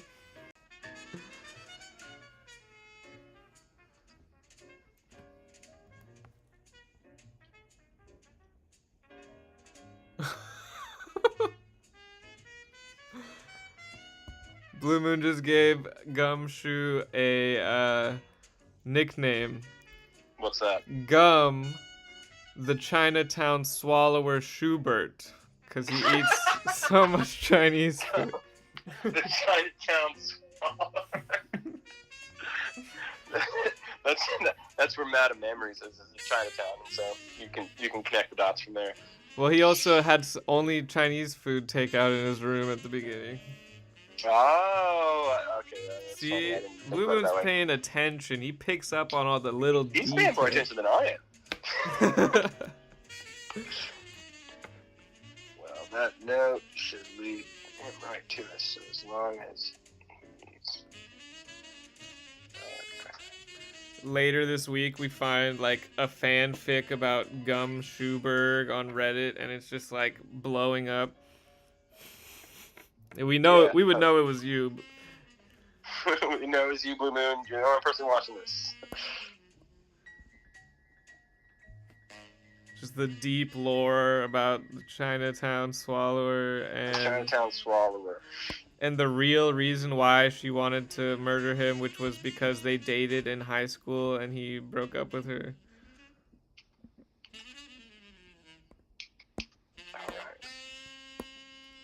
Alright.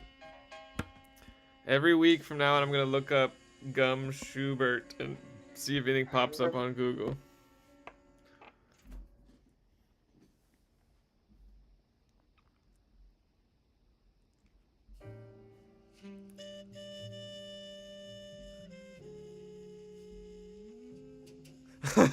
He was supposed to read the note, but he threw it in the trash.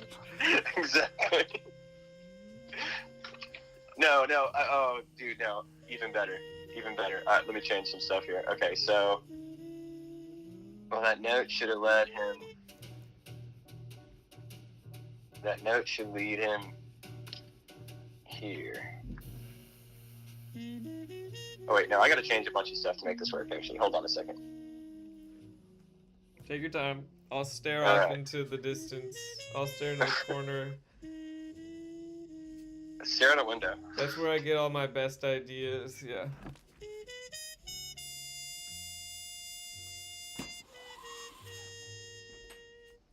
Looking out this window is where I get all my best ideas.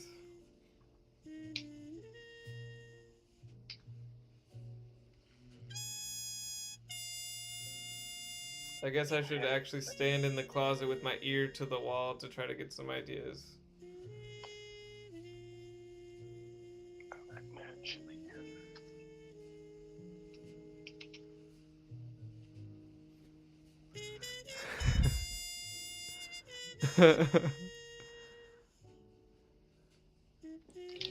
Someone just sees me staring out the window like, is that gum Shoebert?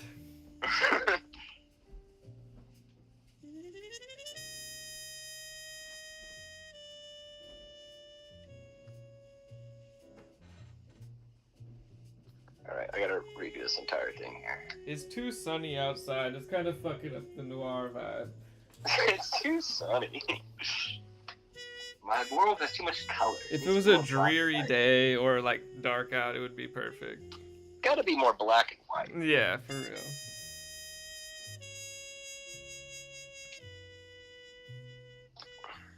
So let's see, what do you got going on here?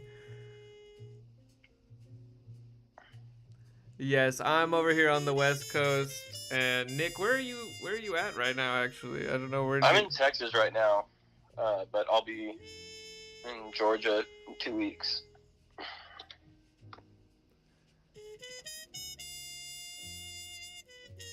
No, the storm was way south of us. I'm in like Sacramento area. So we just got a little bit of wind and like tiny bit of rain. But that was crazy. Yeah, that's like the first hurricane in almost 100 years to hit the West Coast. Like 85 years since the last one.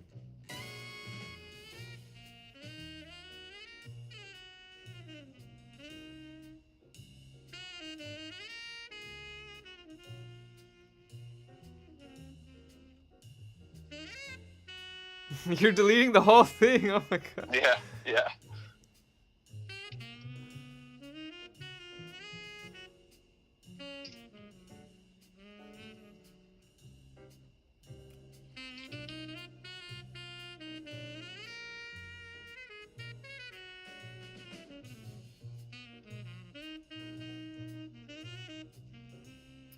Yeah, I think the earthquake was near the hurricane. They were like California during that hurricane. I was in Southern California, and I'll tell you what, it was mostly a light drizzle.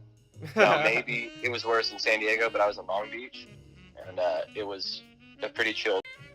I guess. I don't know. I feel like Long Beach should have been like where it was hitting, but I guess not. Oh yeah, I think they said Long Beach was where it was hitting. Yeah. It wasn't though. I'll tell you that. I was there. It was like a drizzle all day, and like I mean it was windy, I guess. And like yeah, Long Beach is normally a paradise. So yeah, I guess it was a bad day, but it wasn't like oh my god, a hurricane. Yeah. But what do I know? I'm not a weatherman. Let's get back to the story. Yeah. Okay, so you see where I'm going with this? They have a big box of blue notes, and they're leaving him a trail. And the brothel was just going to be one of the lines on the trail, but he beat them to it. You got me?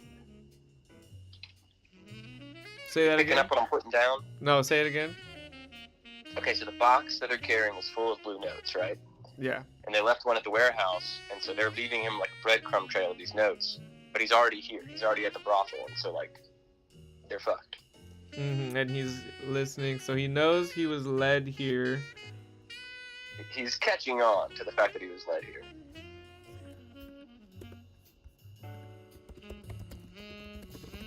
Looks like I was led here. No. Maybe he doesn't know that it's the dame yet, but he at least knows that whoever's following her is trying to lead him astray. Oh yeah, and he could still think someone tricked her because she said it was left on her door. Right, exactly. He doesn't know immediately that it's her, but he's like something else, something fishy's going on here, obviously. Okay. You with me? Yeah. All right.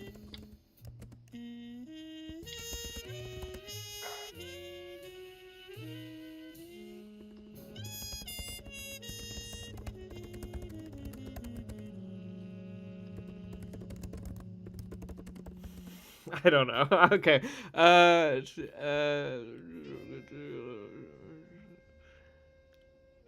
Oh, that's good. Yeah.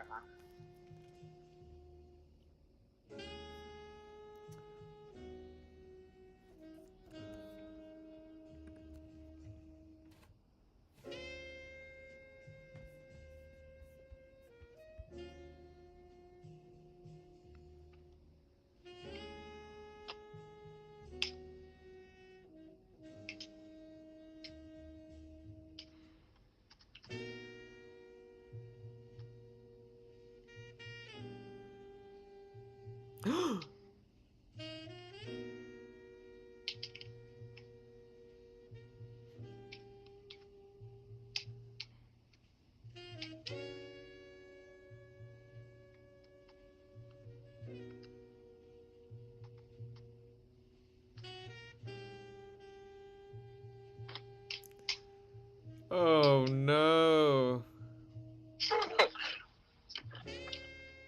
What are you thinking?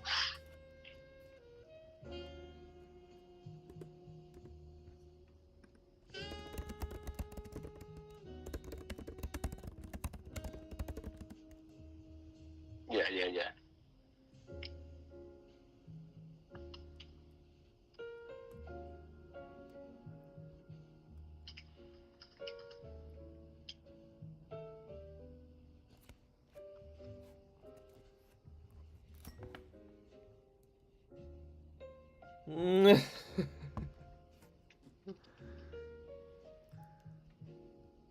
Little feet? Oh no. I don't know what I'm going for here. Oh no.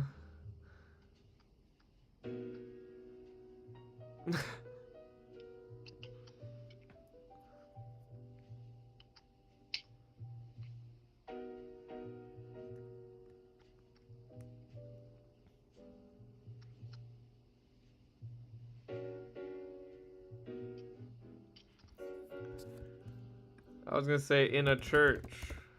That's good too.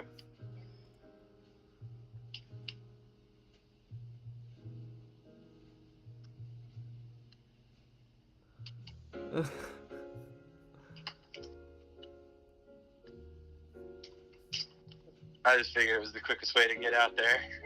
And I've been trying to put that line in here this whole time. Wait, was she outside the closet or she's in there? She was outside. She was behind him. Like, she's like, "God, Shoebert, I thought I'd find you here." And like, then they hear that from inside. They're like, "Oh God." And he's like, "Oh, you bitch."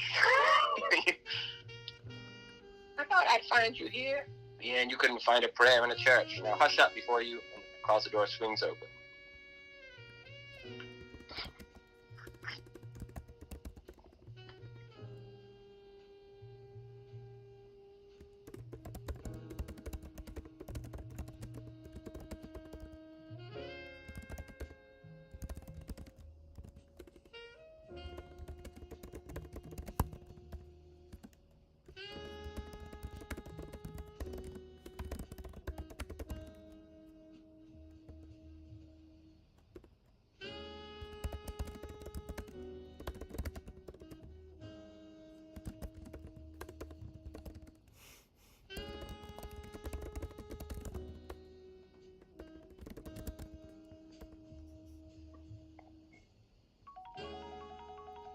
How's that?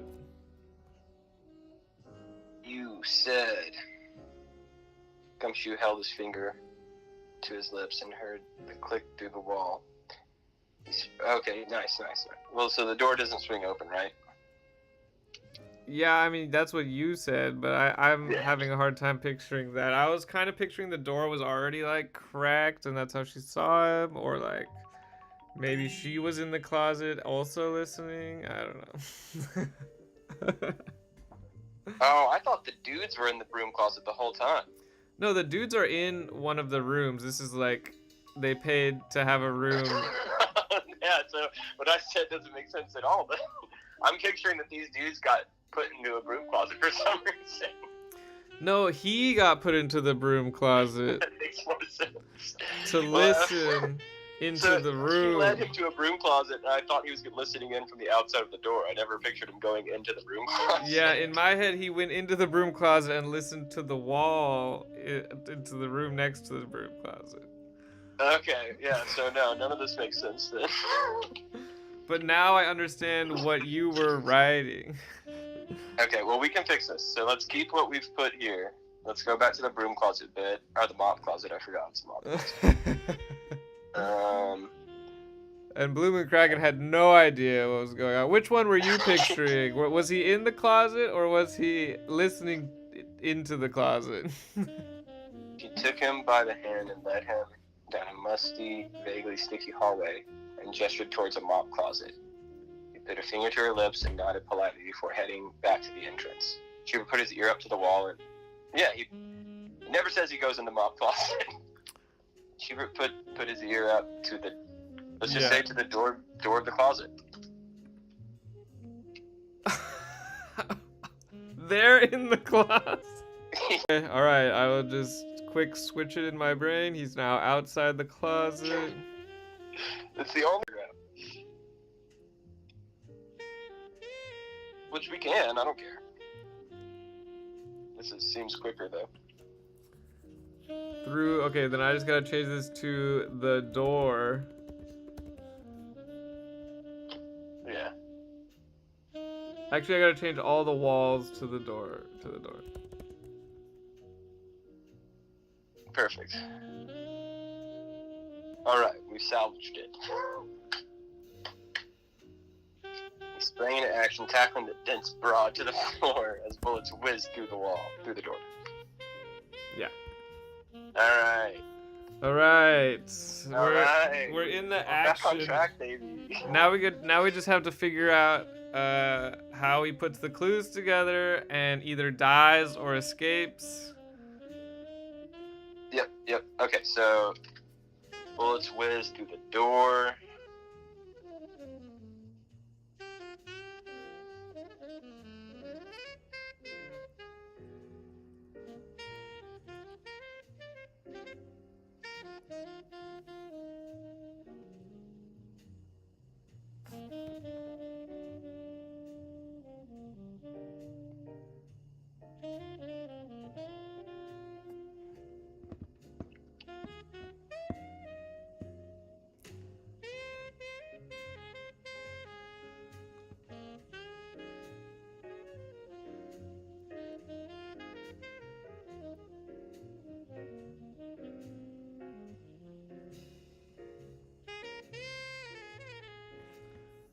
We need to find a more intense noir song.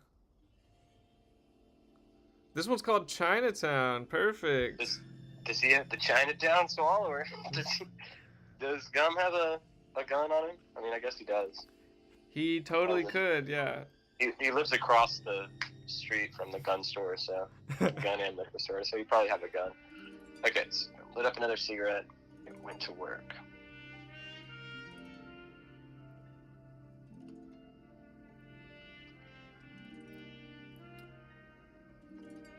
Nice. We might be able to finish the story by the time the Chinatown soundtrack is over.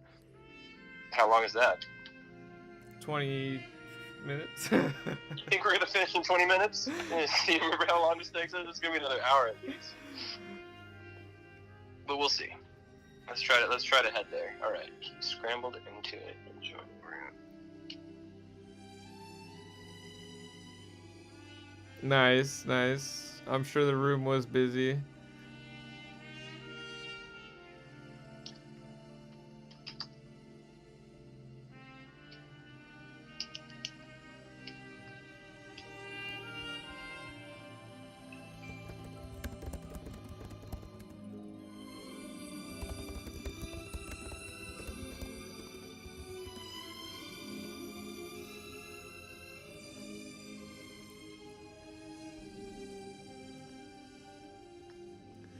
I don't know if he will get out of this. Not all noir stories end happy, Blue Moon. He might not.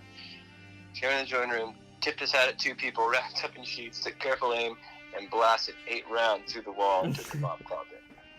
Damn.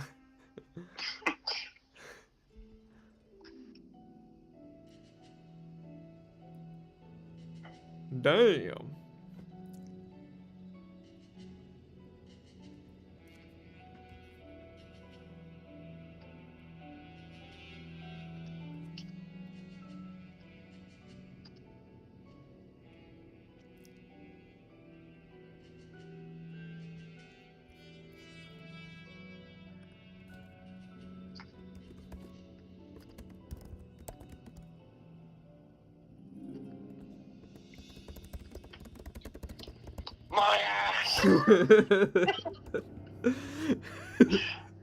Perfect. Alright.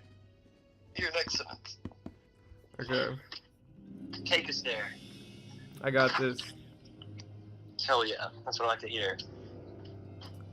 No. Shoebert went cautiously stepped back into the hallway.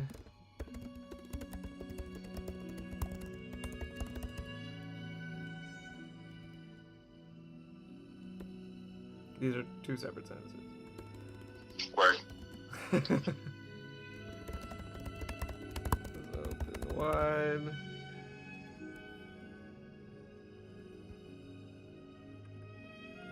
Was wide open and a trail of blood.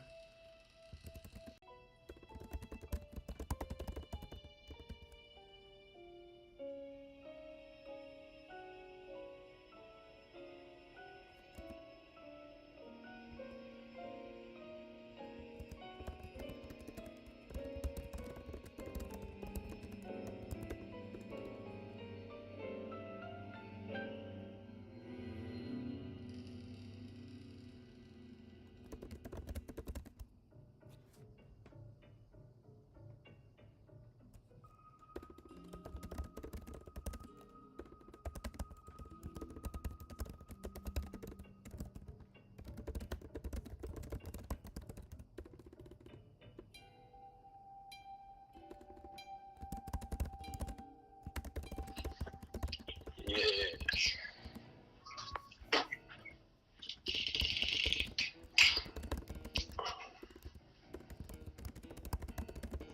I say make a break for it in every single story. Make a break for it.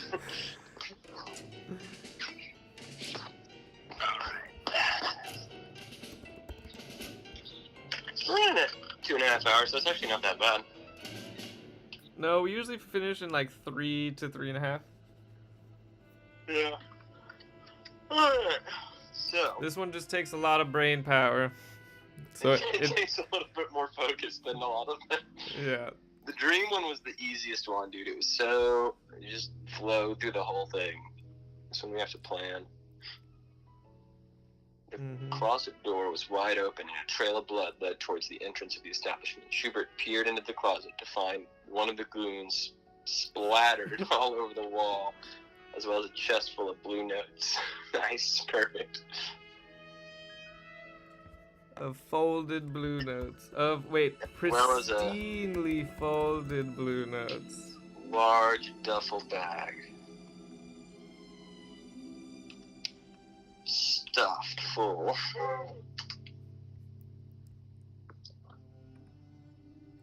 Wow, he's already murdered. Yeah, I mean he's a murderer. He's a bad man. All right, so the guy that got shot in the ass is the one that's making a break for it, right? Yes, exactly, yeah. All right. So I think he'll make a mad dash. Remember, he has someone waiting outside, so. Yeah. His taxi driver excitedly waiting for him out there. Probably even more shit-faced at this point. Maybe this time he can head after them like a bull in a China store. I got it. Okay. I don't need to start a new paragraph for that.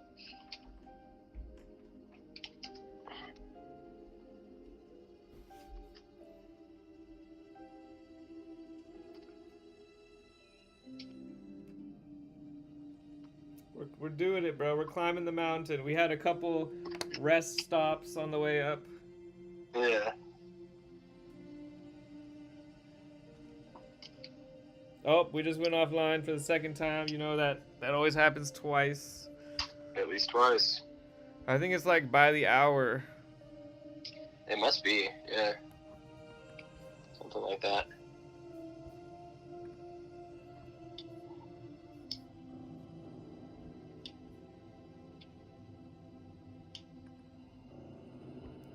I'm very confused because on the live stream on the YouTube one it's showing, oh, because it's at the beginning because it was paused this whole time. Okay, I got it.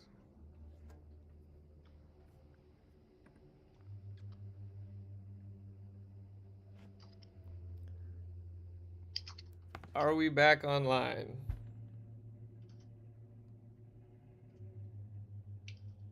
Okay. Yes, we are. Great. Shoebert ran to the entrance and kicked the door open. Outside, he saw the goon, body flattened between the wall of the brothel and Skip's taxi. Nice. Skip got a little overexcited. Well, that kind of fucks up my plan. Oh, what were you gonna do? It was gonna be a car chase with him like a bull in a china shop style driving, and they're gonna get to the next location, and that's where Schubert's fate is decided and the story comes to its. That's better. Yeah, we'll do that. I agree. I'm with you. So take us there. And I don't know if he's gonna live or die, but I think he's gonna, at the next location, find out that the dame's behind it because she got tired of her goons messing up and has decided. I figured that the goon was literally just gonna like drive his car to the dame's house because he's such an idiot. And, yeah. Like that would be Shoebert right there. That could be it. Yeah. Because otherwise we have to go to 2 more locations. That's gonna be a lot. Well, you think it has to end at the house? It's got to end the next place we get, probably, man. Yeah, but it doesn't have to be her house. Or I don't know. What were you thinking, man? I didn't really have a location in mind. What was your idea? Like, they're gonna... Where were they gonna go to in this car chase?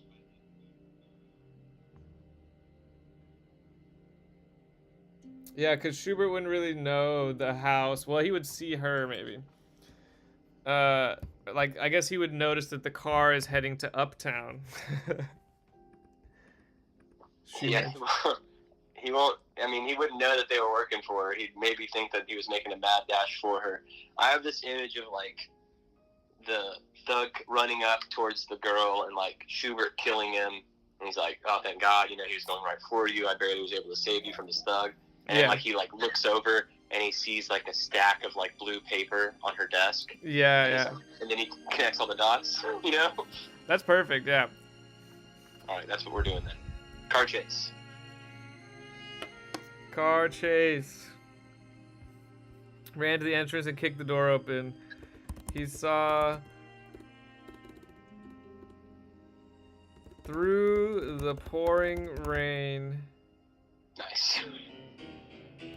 He saw the goon still holding his ass as he dove into his vehicle.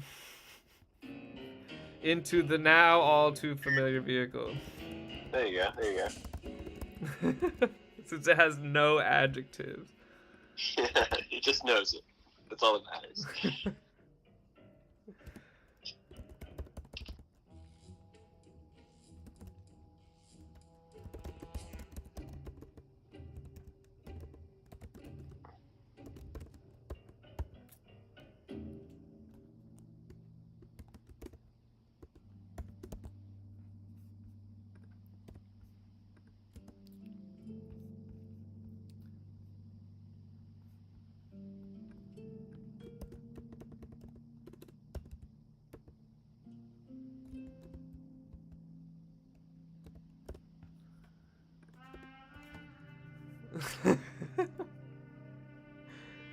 Get in, Schuberto.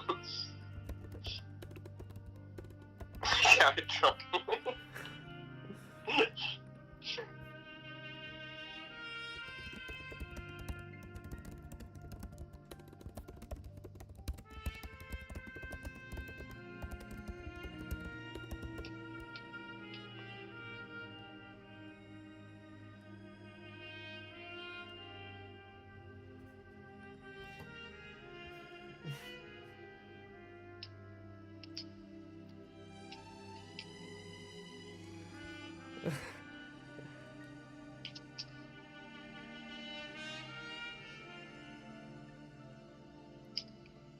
This is great. We got this in the bag. Yeah, we're going right towards the end here. We're making a beeline towards the end. This noir story is shorter than most. Yeah, well, yeah. Yes, it is.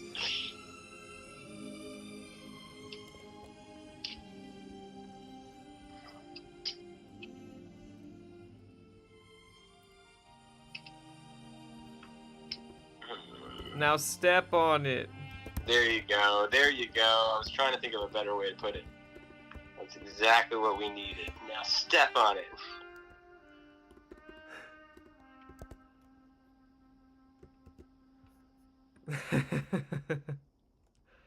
uh,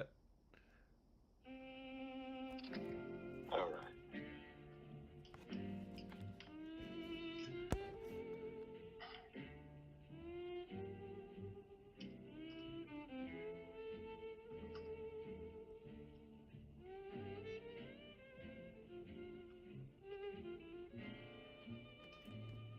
yeah, no, he's a 1920s man, Blue Moon. None of them were role models. They're all smoking and drinking all the time.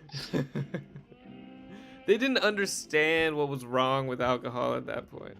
Or I guess this was like what, right before Prohibition? I mean, if it's classic noir, it's 1940s, and 1940s is actually like after Prohibition. Oh, true. Or That's way maybe after. during. I don't know when Prohibition technically ended. I think it was early 40s. Hmm. Now, if this is the 20s, that's the height of Prohibition. Well, I guess it's 40s. I just was incorrect in my noir knowledge. Just goes to show you don't have to know shit about noir to write a noir story. That's the truth. That's the truth. All right. Taxi tires. It would help, though. It would definitely help. That's a good car. How do you write a car chase? It's, you know, going around turns and. No, we don't write very much action. You know. Yeah, I had him dive and then cover somebody while bullets whizzed by him. That's true. That's true. It's pretty action-packed. It was quick, but action-packed. Okay, so I think I got this. Okay, cool. The taxi's tires squealed as it took off after the nondescript car. Skipper barely maintained control as his car fish-tailed cartoonishly.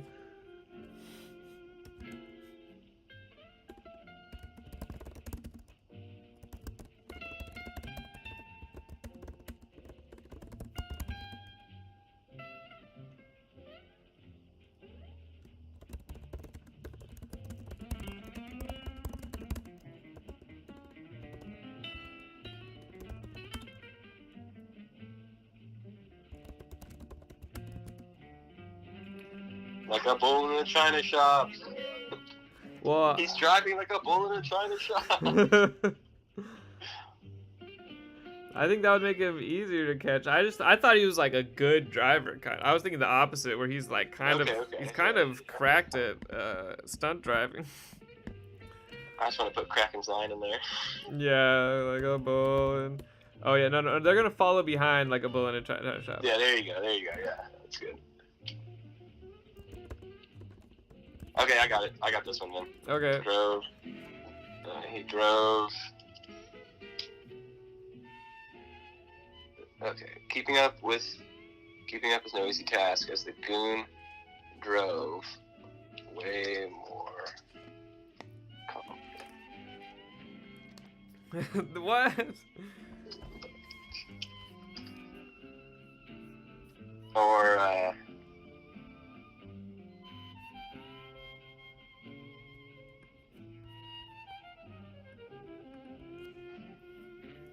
the goons'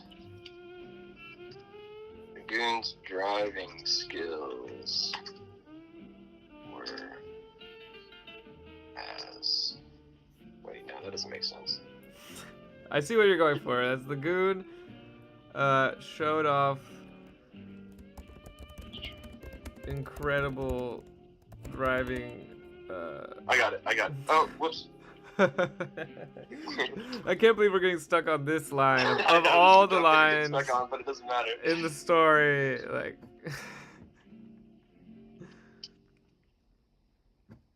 That's his face. nice. Okay. Describing two things at once in perfect combination. There you go. He was as fast as he was ugly.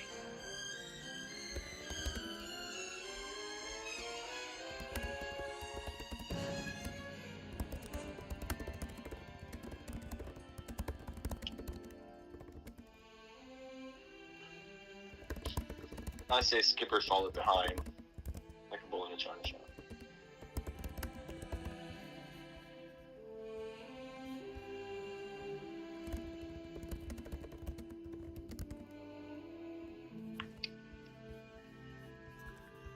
There we go.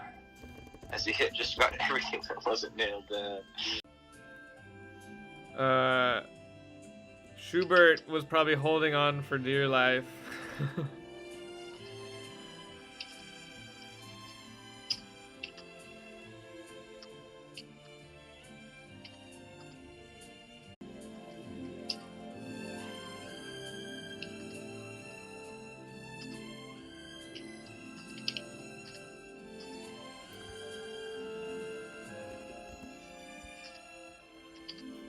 Uh-huh. He's been waiting for this day his whole life. He's ready to throw it all away for this lifestyle. Yeah, he is. He's ready to throw it all away for Shoebert. Oh, I think as he gets out, he's gonna give Shoebert a car and say, "Let me know if you ever need a ride." Yeah, it's perfect.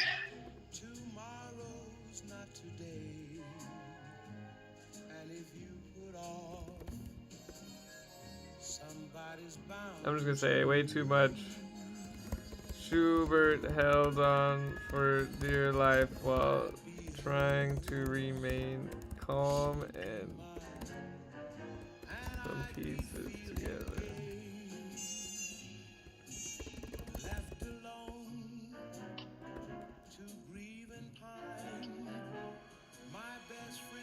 Yeah, okay. Yes, hold on. Your life, trying to remain calm and put some pieces together. Okay, time for some italics. Oh.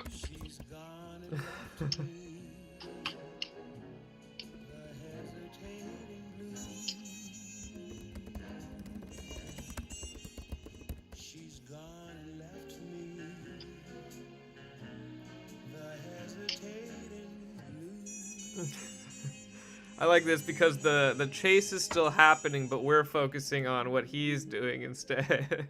Yeah.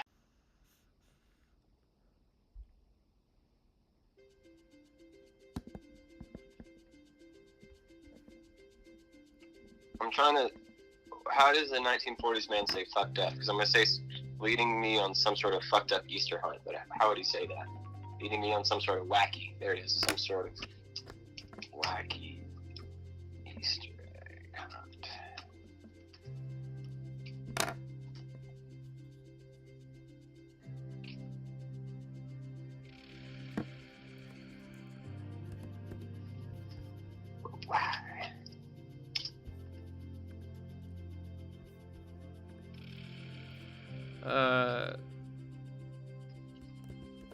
How do you spell singeing?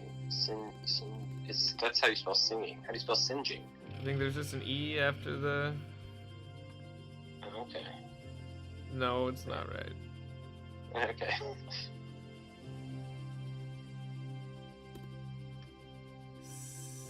That's gotta be it though.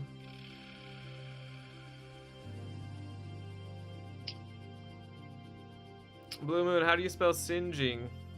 Blue Moon, help us out here. Singe. Singeing.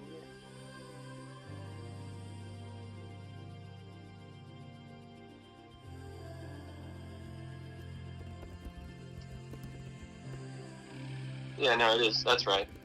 Don't listen to what it says. Look right, but it is. Okay. Out the window.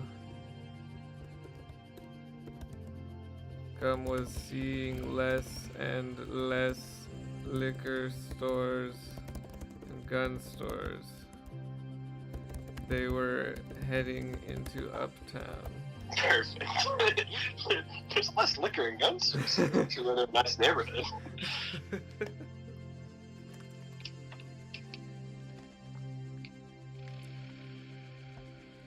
Okay.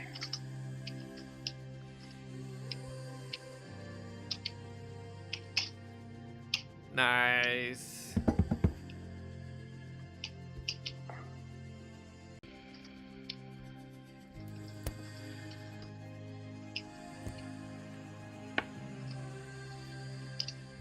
Oh, we got out of the noir.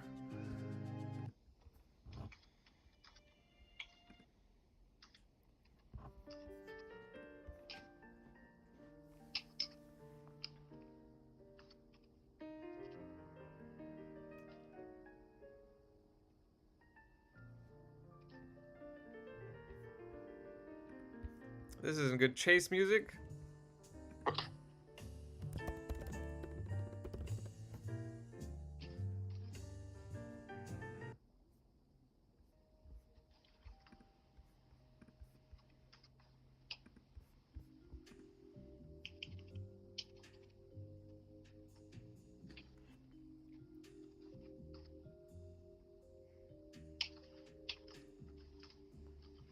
I appreciate you taking care of and hanging out with our screen cat. Screen cat.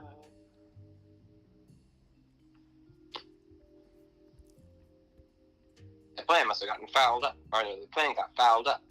He must be making a mad dash for the dame. I gotta get there first and save her bacon, so I can save my cheddar. The plan had gone afoul. Okay.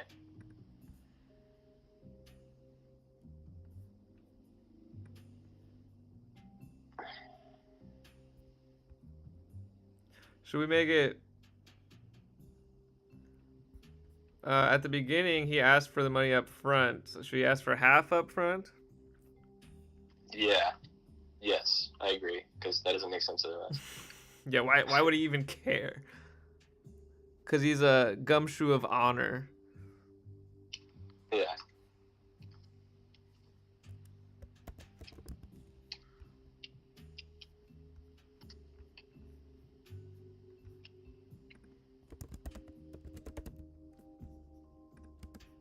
Yeah, no, he's not a gumshoe of honor, so He's not. that's why we made the edit. Yeah, I had to change it.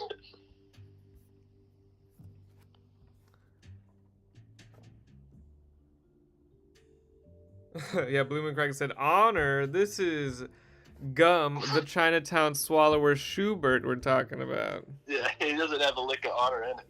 How do you think he got the nickname the... Wait, what is it? The Chinatown swallower? Yeah. This is the deep lore. That's not a name you get by being honorable. The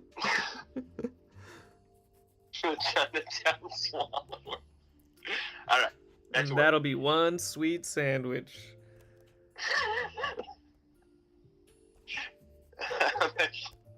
I'm actually pretty proud of that. I enjoy that a lot. Yeah. Alright.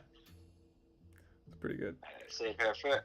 Wait, no, I gotta get there. I gotta get there first and save her bacon so I can save my cheddar. That'll be one sweet sandwich. Wait, I'm in the wrong spot.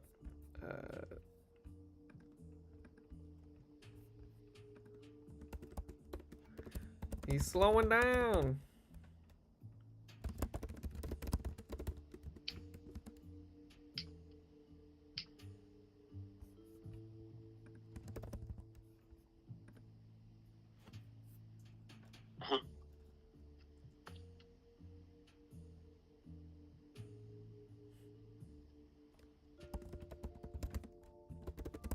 Oops, sorry.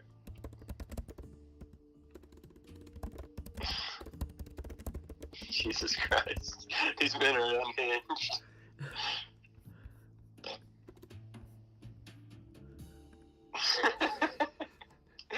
I love it. That's perfect. Hold on.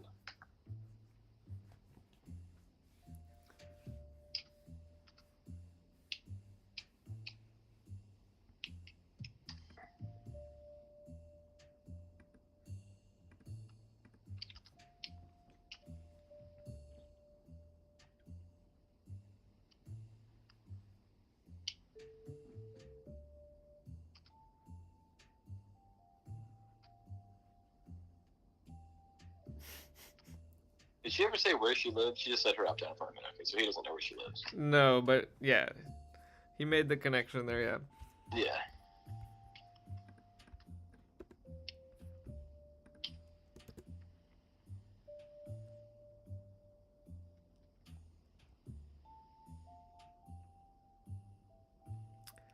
Ain't that the truth?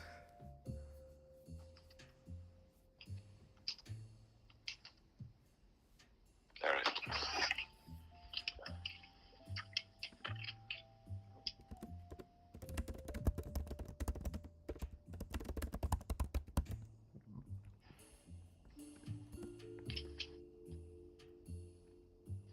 All right. This is it. The This is it. finale. The finale.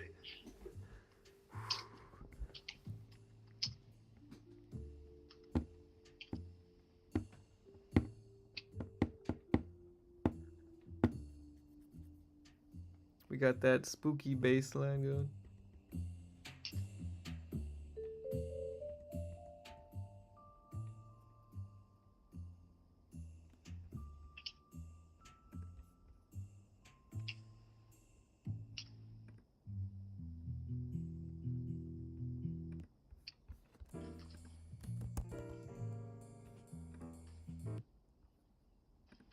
Nice.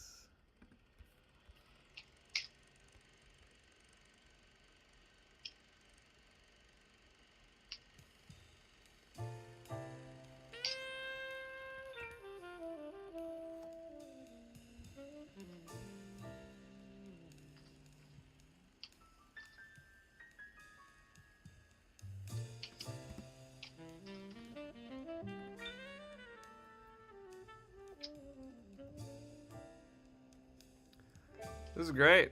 I love this story. This is great. All right. Okay, yeah. We need to come up with like a noir name by the time we get to the end here.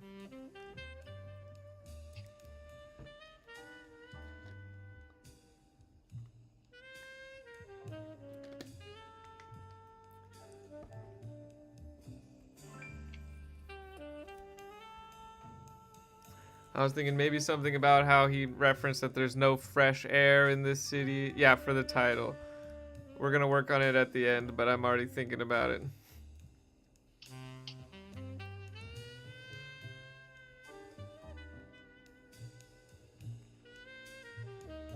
We could name it Skipper's Diary, an actual factual recounting. An actual factual recounting.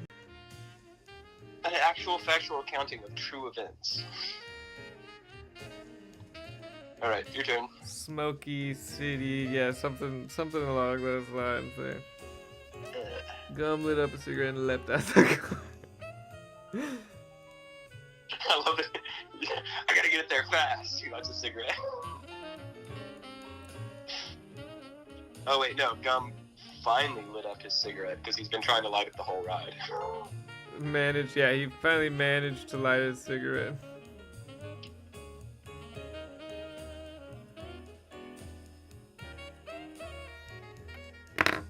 Ooh, what if it's blue noir? Because the notes are blue. Blue herring. A blue herring, yeah.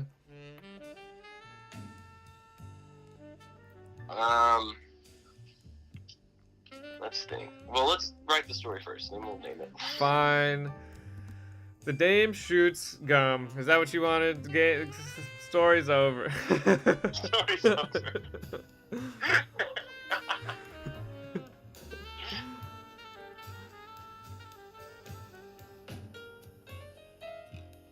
Didn't you want the cabbie to say something to him or something? Oh yeah.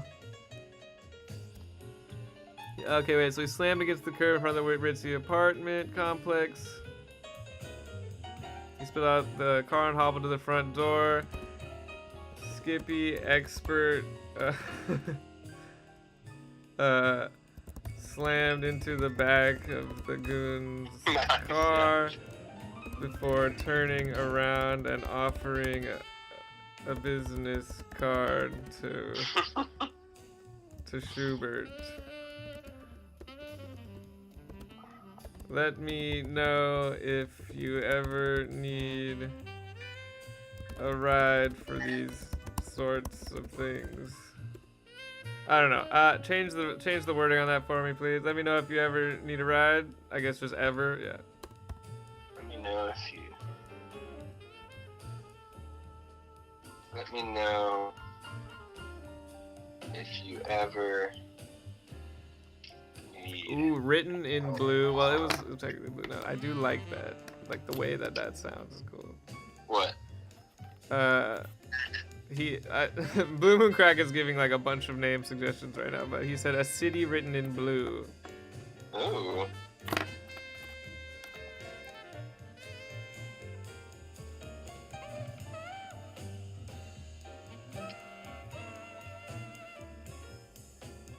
Wait, no, this doesn't flow. Yeah. We could just go to like Shoebert took the card. We could still do the Shoebert finally managed. Just TV slammed in the back of the goon's car. Period. And it's I gotta get up there fast, and then it's okay. Skippy turned around and so. Yeah. Okay, I'll move it around. Here we go. I've got to get up there fast.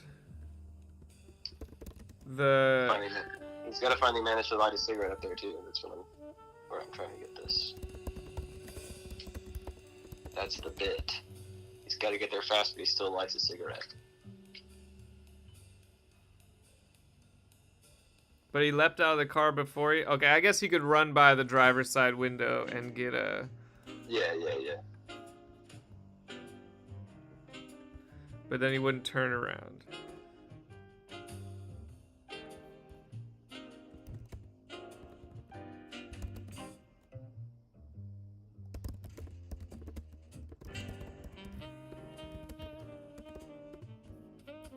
To offer.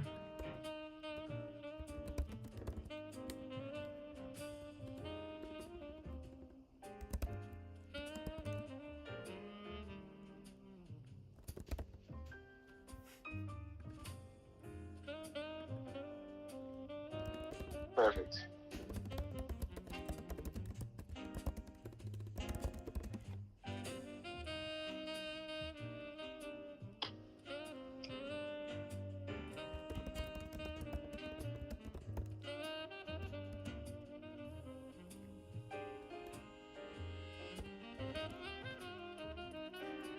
As he headed after the goon.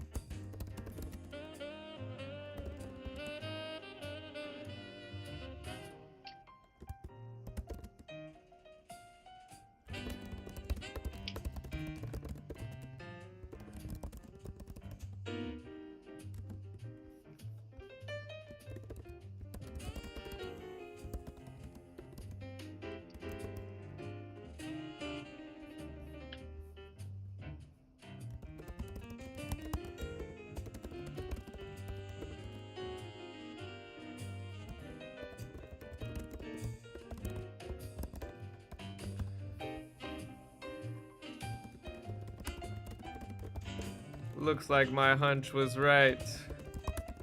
Hold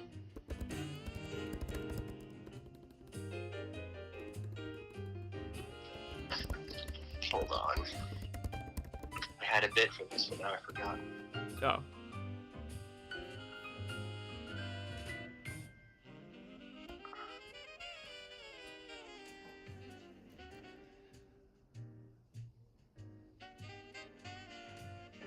Okay, no, yeah, I remember. Okay, but it's not this part. Alright. Looks like my hunch was right. One last desperate attempt.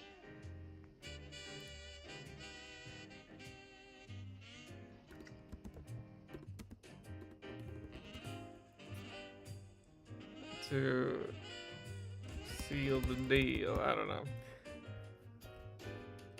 Yeah. One last desperate attempt to put this dame in the dirt for good. Yep.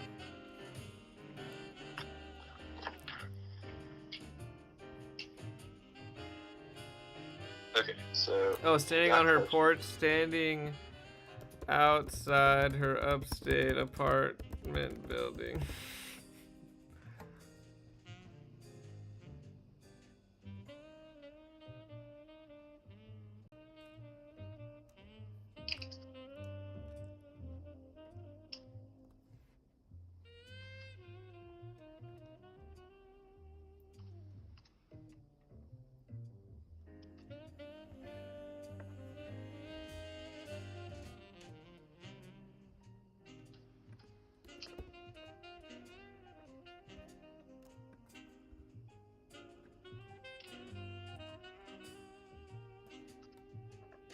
Once again, we're picturing this completely differently, but okay. What? What's that? What's happening? I just figured she'd be outside, but you're saying this is gonna take place in the like hallway of the apartment? What was going to take place outside? Well, because I wrote her apartment building watching the goon approach. Oh, I thought I was picturing her on a balcony for some reason. No, it's got to take place in her apartment because he has to see the blue notes in there. Okay, yeah. On her upstate apartment balcony. There you go. I think I just read what you wrote wrong. I don't know. I'm being dumb. But yeah, there we go. That fits. All right. Back in the apartment, watching the goon approach. Looks like behind the drive, blah, blah. Nice, nice.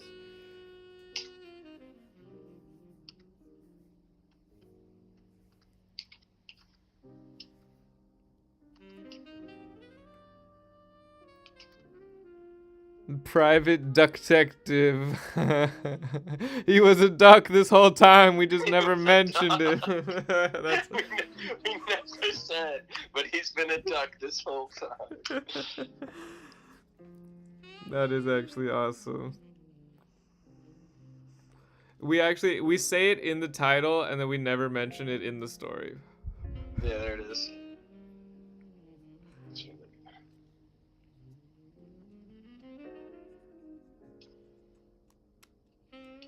I'm kind of down for that one. We'll see. Nick is on the fence about it. I'm on the fence. I think it's very funny, but yeah, you know what? Yeah, yeah, it's good. It's better than a serious one, which is what it would be if we didn't go with that. Yeah. We don't want it to be a serious one. I like private detective. Okay, yeah, no, it's funny. I'm with it now. It took a little while for me to get there, but it's never going to be mentioned in the story, though. They're all animals the whole time. It's a good joke. It's a good joke, and we'll remember it if we name it that. But started to get winded after the 10th flight of stairs.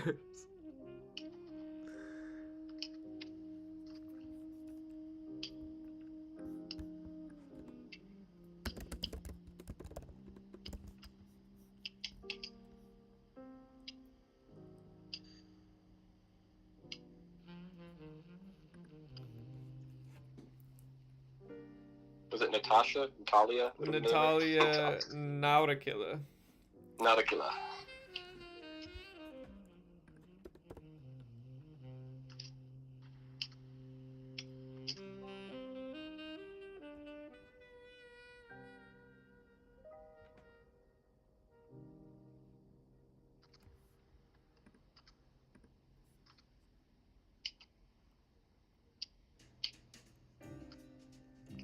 How about this? He saw fear in her eyes when she looked at him. Yeah. Yeah. Yeah, that's good. Standing in front of Natalia's open door, still holding his butt. Yeah. Still holding his ass.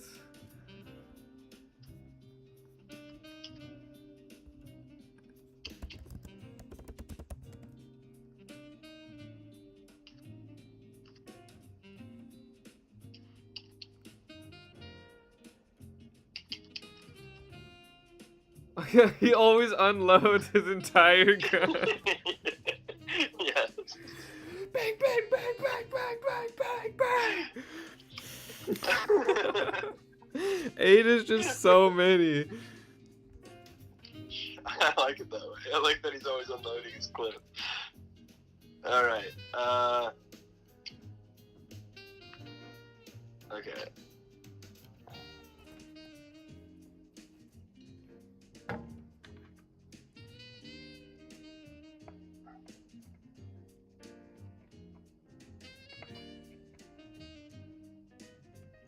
All right, go. You do something. Yeah, but he has an 8-round revolver because he's cool. He's got an 8-round revolver. He has a custom. I mean, he lives across the street from the gun store. He's got a good relationship with the gun geeks. Yeah. Blue Moon was trying to check us with some facts about guns. Oh, Blue Moon. I'm from Texas. Well, modern guns, you could definitely get in. He's talking about revolvers, you know, like. Yeah, it's usually 6, but for some reason I pictured him with a Glock this whole time. I don't know why. If it's the 40s, he doesn't have a Glock, but it's fine. We never said that at the 40s. He's also a duck, From his custom revolver. Yeah, he's also a duck, so. Yeah. Just give him a whole Tommy gun. Yeah. He unloaded the 64 rounds. He unloaded 64 rounds into the man's back. We're not changing it. It's perfect how it is.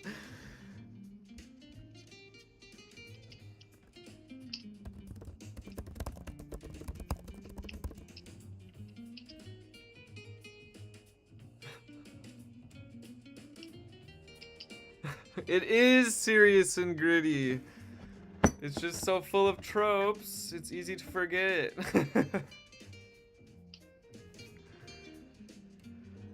Oh, I got this. What do you got?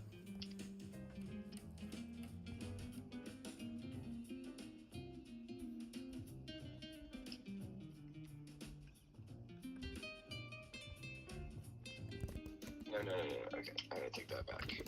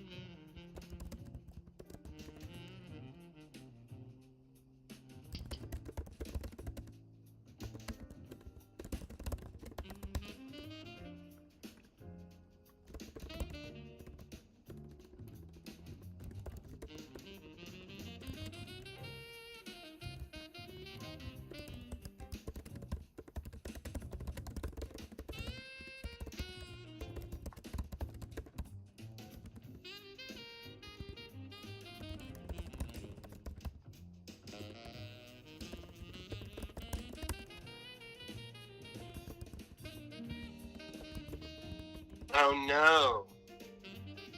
Wait, I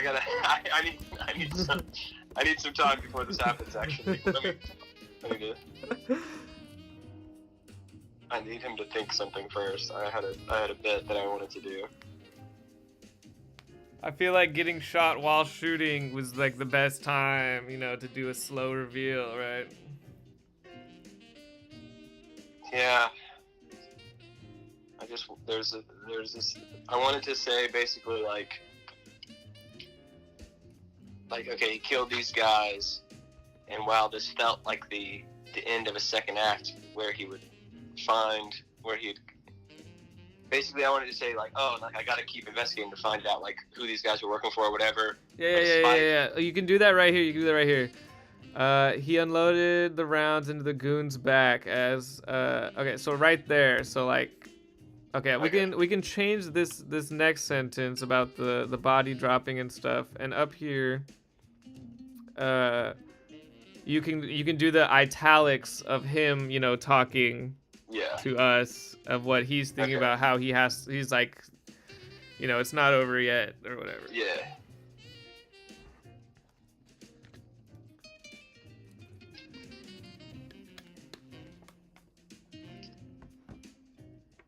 Perfect. Oh, you're gonna hit us with a full monologue. You know how I do. I gotta do it in the third act of the story. Gotta hit him with a big monologue. A soliloquy. The soliloquies are usually not as good as I hoped they would be, but we'll see. That one at the end of when with the scientists. Yeah. That one was great. That was such a good one. Yeah. I was worried there that you were gonna say that one sucked. I was No, like, that one was trash. that was my favorite one. Yeah, that one was awesome. All right, bittersweet.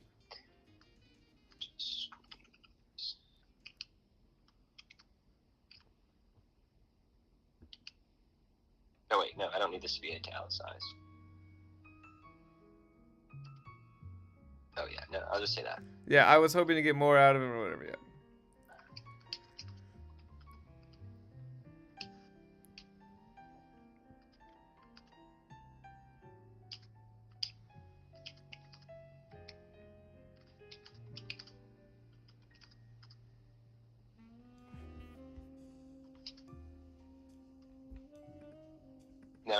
No, I'm changing it. It's not italicized anymore. It's better. All right. It's better third person.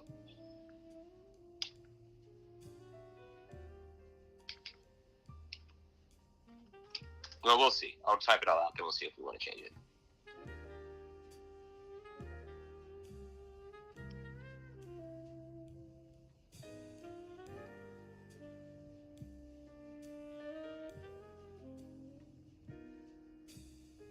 I figured out how I want to word this. Okay.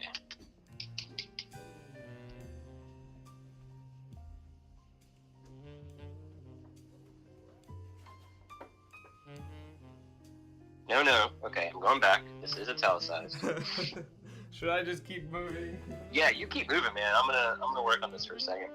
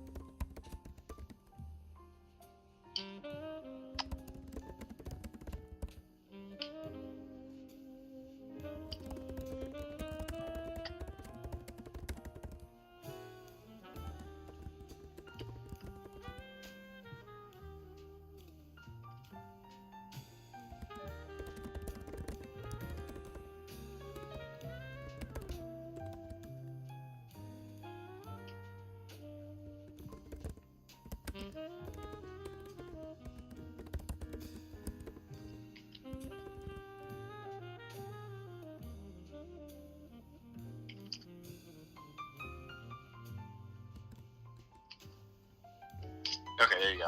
I'm done. It wasn't a huge soliloquy or anything.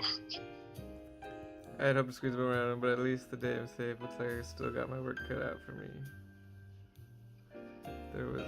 This was a second act stinger. Gum couldn't shake the feeling that he was saying right in the middle of the third act finale. As the body dropped to the ground, the smoke from his barrel rose slowly, as if unsure if it was really over. A second plume of smoke caught the detective's keen eye. A second revolver in the hands of Natalia Notakilla, and it was pointing at him, still realizing with realization. Putting the pieces together as he shot, like. Yeah, still reeling with realization, Gum Shoebert fell to his knees. Something was brimming in his mind. Notakilla. He knew that name, didn't he? That's right. That's right. Joseph Notakilla. His first big case. Bro, perfect. Perfect. Still reeling with realization. Notakilla. Fell to his knees. Something was brimming in his mind.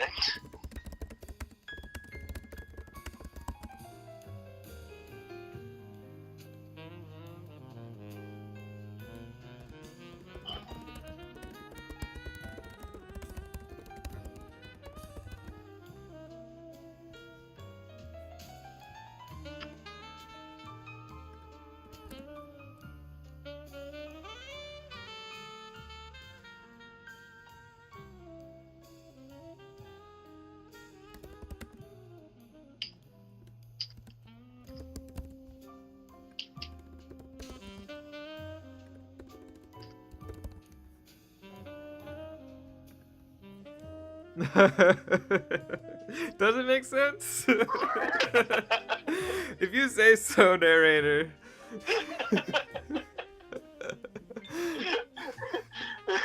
You can see the resemblance. It finally makes sense. The notes, the goons, the smoking revolver. The stain was out for blood. His blood. His blood.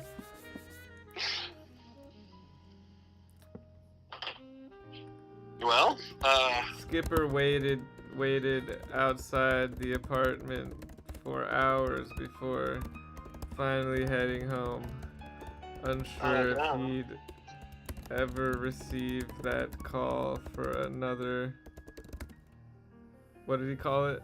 Another case. yeah, another exciting case.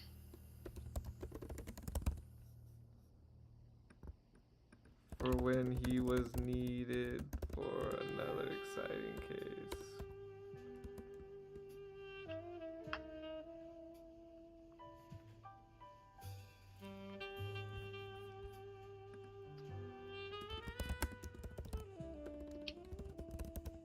Case closed. I put after his blood. Nice. Fuck yeah. You want to just delete this last paragraph?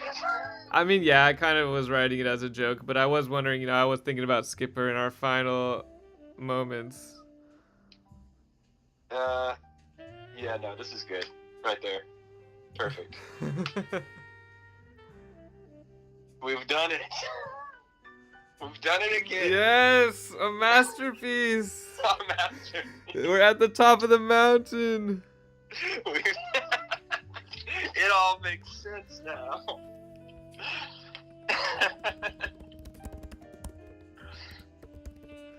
Skipper. We never even explained. I expected there to be like a final showdown where like she builds her whole master plan and tells him and stuff. But it's better this way. No, Just, he put the pieces together in his puts the pieces together as he's dying. in his dying moments. Or maybe he didn't die. You never know. If only he had emptied all 8 rounds of his gun. Exactly. Yeah, I know. That's what I was. Mm-hmm.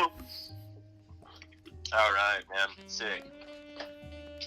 What was the other name? It was What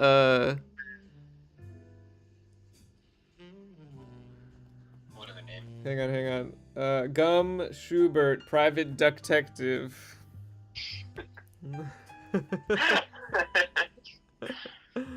I'll put that in parentheses.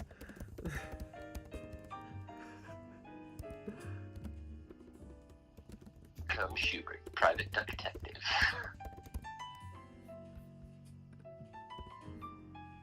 I like how the first sentence negates that though, because it says it clung to his skin. Whatever, doesn't matter. Oh shit, you're right. It doesn't matter. Feathers. No. All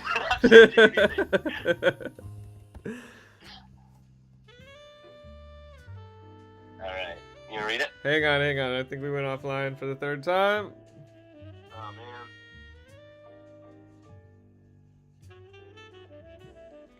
Nope, we are good. We're good. My phone just tells me we're offline, and then if I like back out and go back in, it's fine. All right. You ready? I'm ready. Ready to read this masterpiece? Yes, I'm ready to relive this masterpiece. And we gotta read it like we don't know the answers. Of course. All right, I'll start. The stagnant, smoky air clung to Gum Schubert's skin like toothpick sunscreen on a hot summer day. But this day wasn't hot, and he didn't need any sunscreen. As stoic and grizzled as Shoebert looked, he'd been out of the game for years. Today, the only thing he planned on getting to the bottom of was a bottle of whiskey. His dark past haunted him around every corner, even here in his black and white high-contrast office/studio apartment.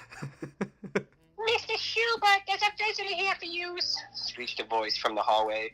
Shoebert had forgotten about his secretary, who'd mostly been making herself scarce over the last few years, as he had spiraled into a near vegetable of a man, and not a crispy, fresh veggie, A soggy limp asparagus of a man. Mr. Shoebert? Miss Fanny Bottom stuck her head through the door. Hey, what did I tell you about coming in here? Get back in the hallway, Fanny Bottom, snapped our hardened hero. Once enough smoke had escaped the room, Fanny Bottom could see the emaciated Shoebert was sitting in darkness in his underwear and sports coat, surrounded by empty bottles and rotted Chinese food. Jesus, Gum, pull yourself together. You've got a potential client out here, scolded Fanny Bottom with a disappointed tone through smacks of bubblegum. Oh, sorry. Jesus, Gum, pull yourself together.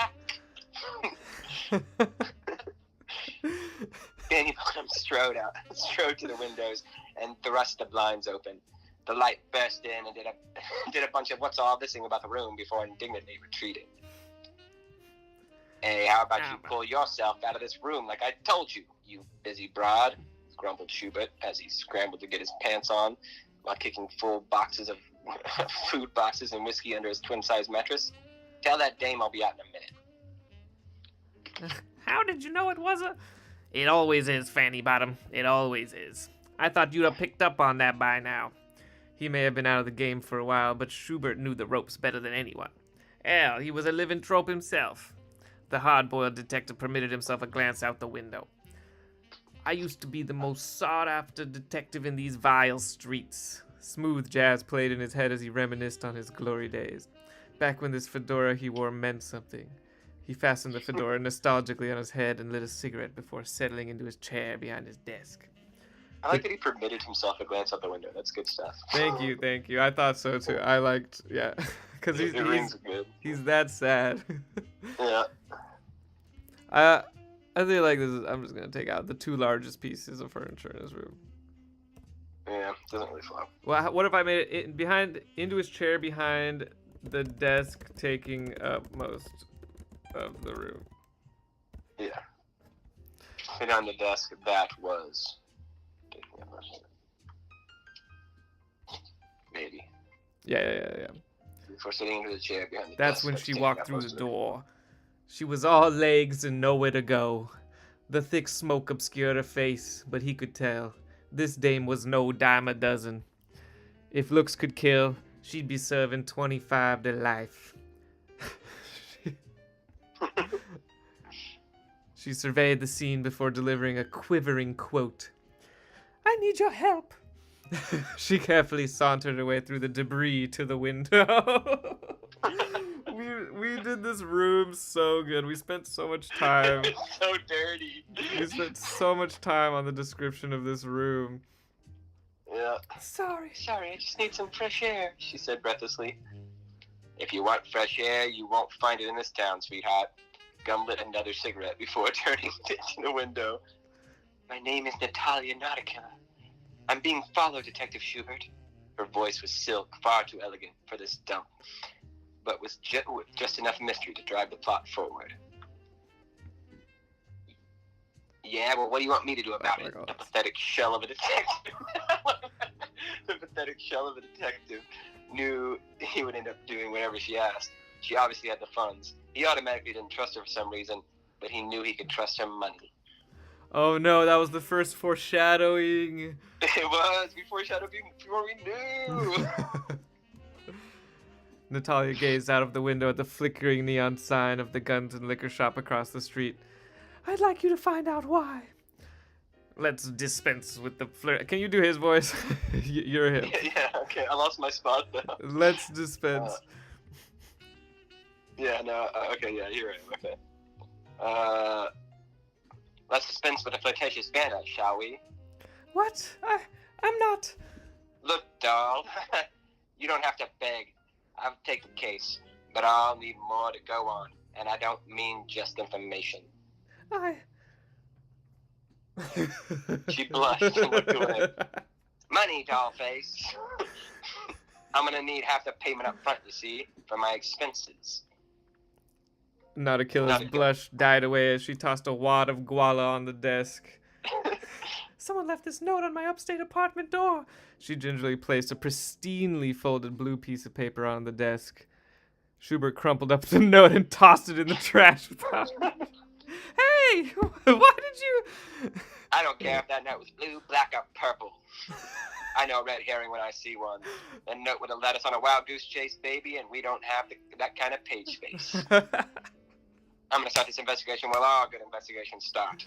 Where the rats talk and the birds squawk. The docks.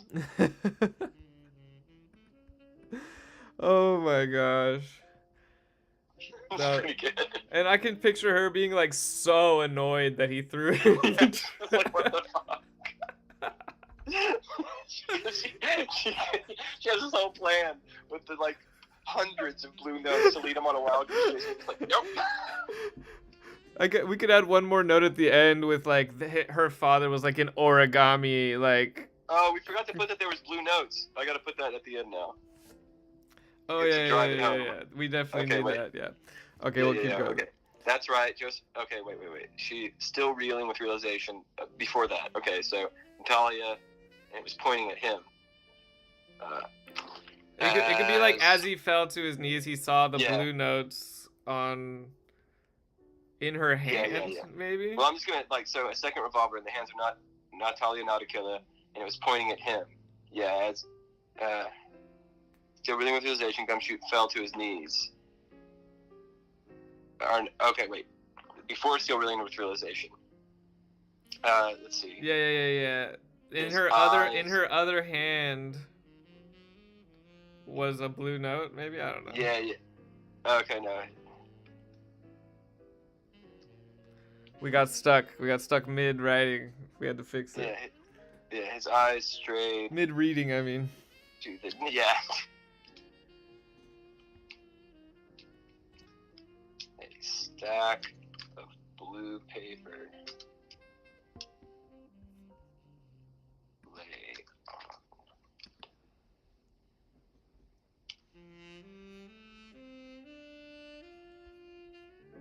on. Okay.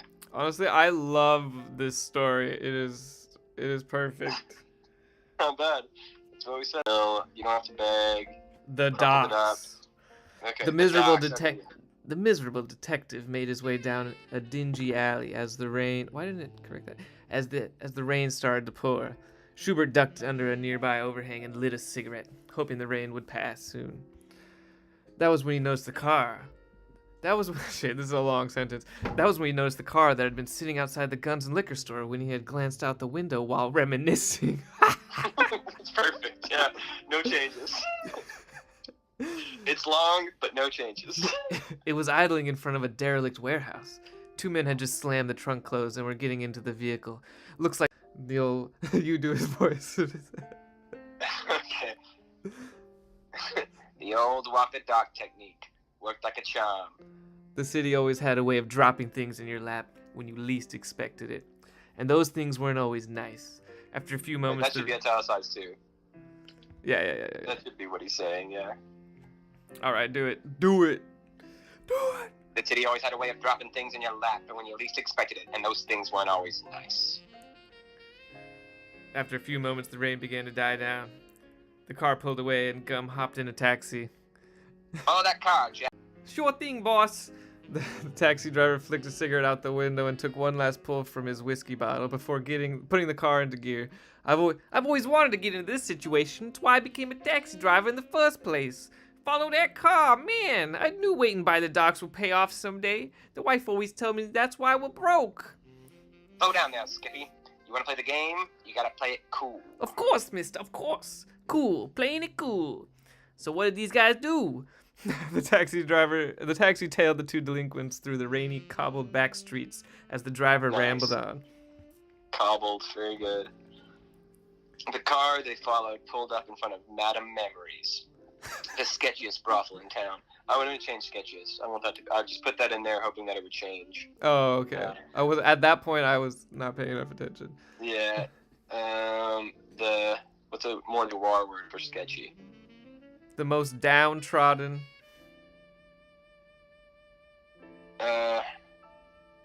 We'll just leave it. Fuck it. The sketchiest brothel in town. Oh boy, a cat house. Mind if I come in there with yous and look around? Keep the car running, Skip. Keep the car running, Skip. May need to hightail it out of here any minute. Sure thing, Doc. I don't mind a little window shopping. Skippy lit another cigarette Good as the line. door slammed Shout shut. out to Blue Moon Kraken. Yeah, That's a good shout line. out. We gotta make the line blue. Yeah. Blue text. Blue text for Blue Moon Kraken. Hang on, I'll make it darker. All right. Skipper lit another cigarette, and as the door slammed shut, Shoebert popped up his collar and followed the two men to the establishment. They were carrying something between them, and Gum didn't like the look of it. We could call him the Gum. But yeah. The Gum, we could. And the Gum didn't like it. Welcome back, Mr. Shoebert, trilled the madam of the house. Oh yeah, it's trilling. I'll take it you'll have your usual. You can take that and put it right back, lady. I'm here on a bit of business. Oh my god.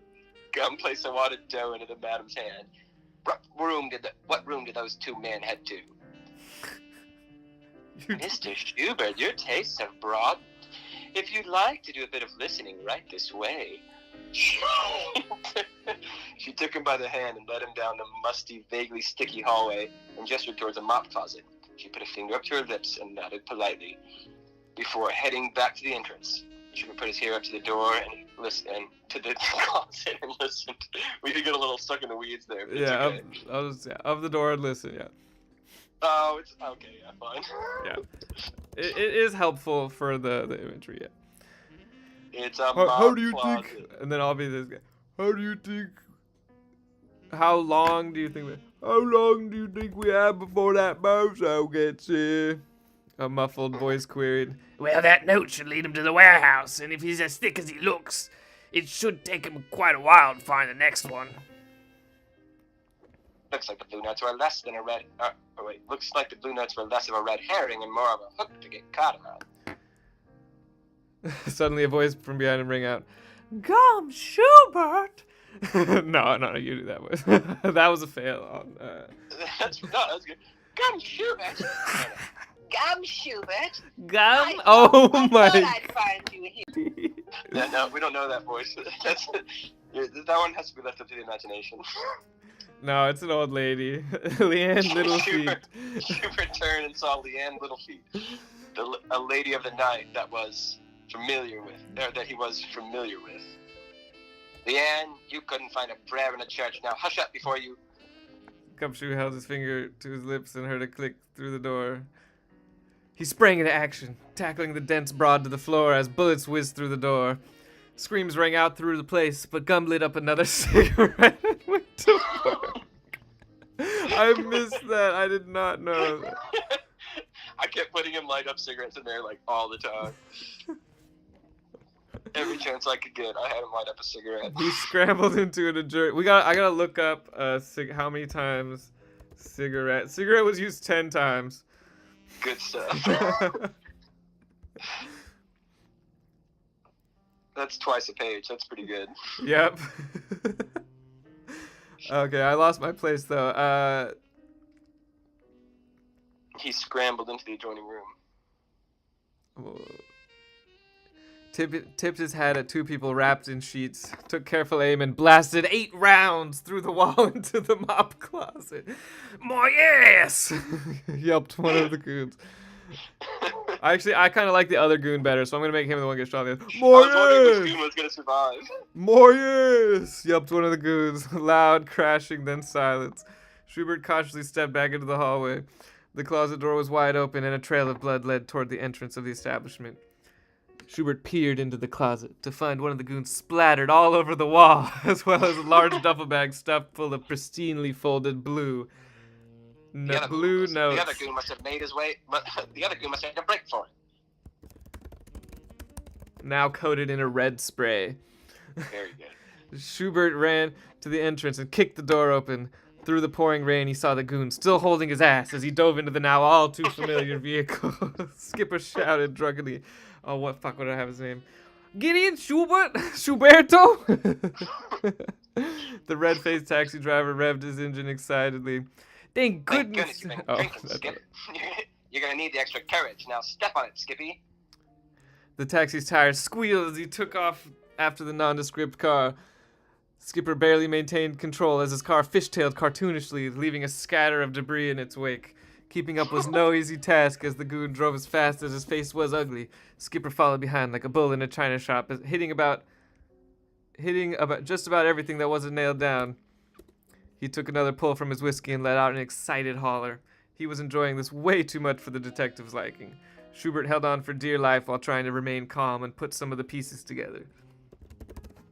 He tried lighting a cigarette, singeing his fedora.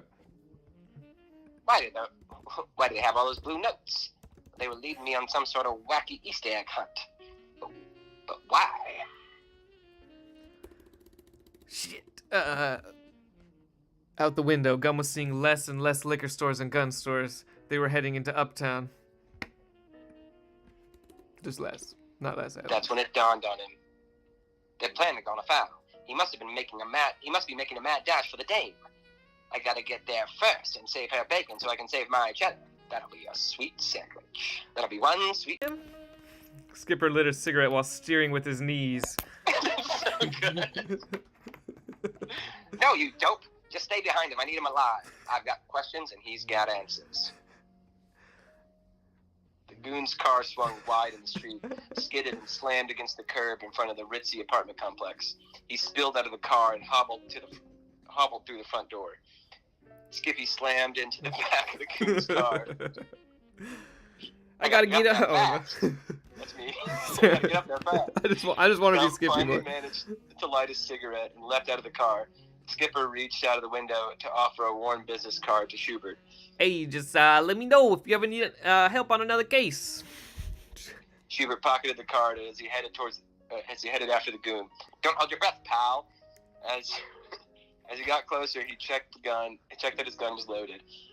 There was the dame, clueless, on her upstate apartment balcony, watching the goon approach. Oh, you said he'd already gone inside. Yeah. I'll just change it to not reacting to the goon's approach. Yeah, perfect. Looks like my hunch was right. One last desperate attempt to put this dame in the dirt for good. The goon took the elevator, so the quick-thinking Dick took the stairs. He started to get winded after the 10th flight of stairs, so he lit up another cigarette. Yeah, no, too many. Yeah, no stairs. Finally, he reached the top floor, but he was too late. He saw the goon standing in front of Natalia's open door, still grimacing and holding his ass. He saw fear. Oh, wait. Standing in front of. He saw the goon. And. No, okay, wait. He should saw go. The goon standing in front of Natalia's door. He should. Still grimacing and holding his ass. Standing in. I want them to go in the room, maybe? Why? I guess it doesn't matter. He saw the goon because right here it says it doesn't say he saw Natalia, but then it says he saw fear in her eyes when she looked at him. So he saw the goon and Natalia standing in the hallway. Inside the open door. In the hallway, in the hall outside and open. No, because he has to see the stuff on the desk. It has to be in the doorway. I thought he was gonna see it in her hand. No, it was on the desk. Okay, he saw the goon entering an open apartment. That's what it already was. No, he was just standing there, and so he's in the hallway. Like he just got to the door, opened the door. There she is standing in the room, and he's standing in front of the door. But I guess that was just in my mind. It wasn't really on the text, so that's fair.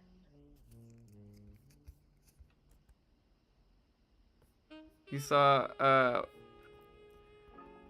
all I need to do is that when he got to the door, he saw fear in her eyes.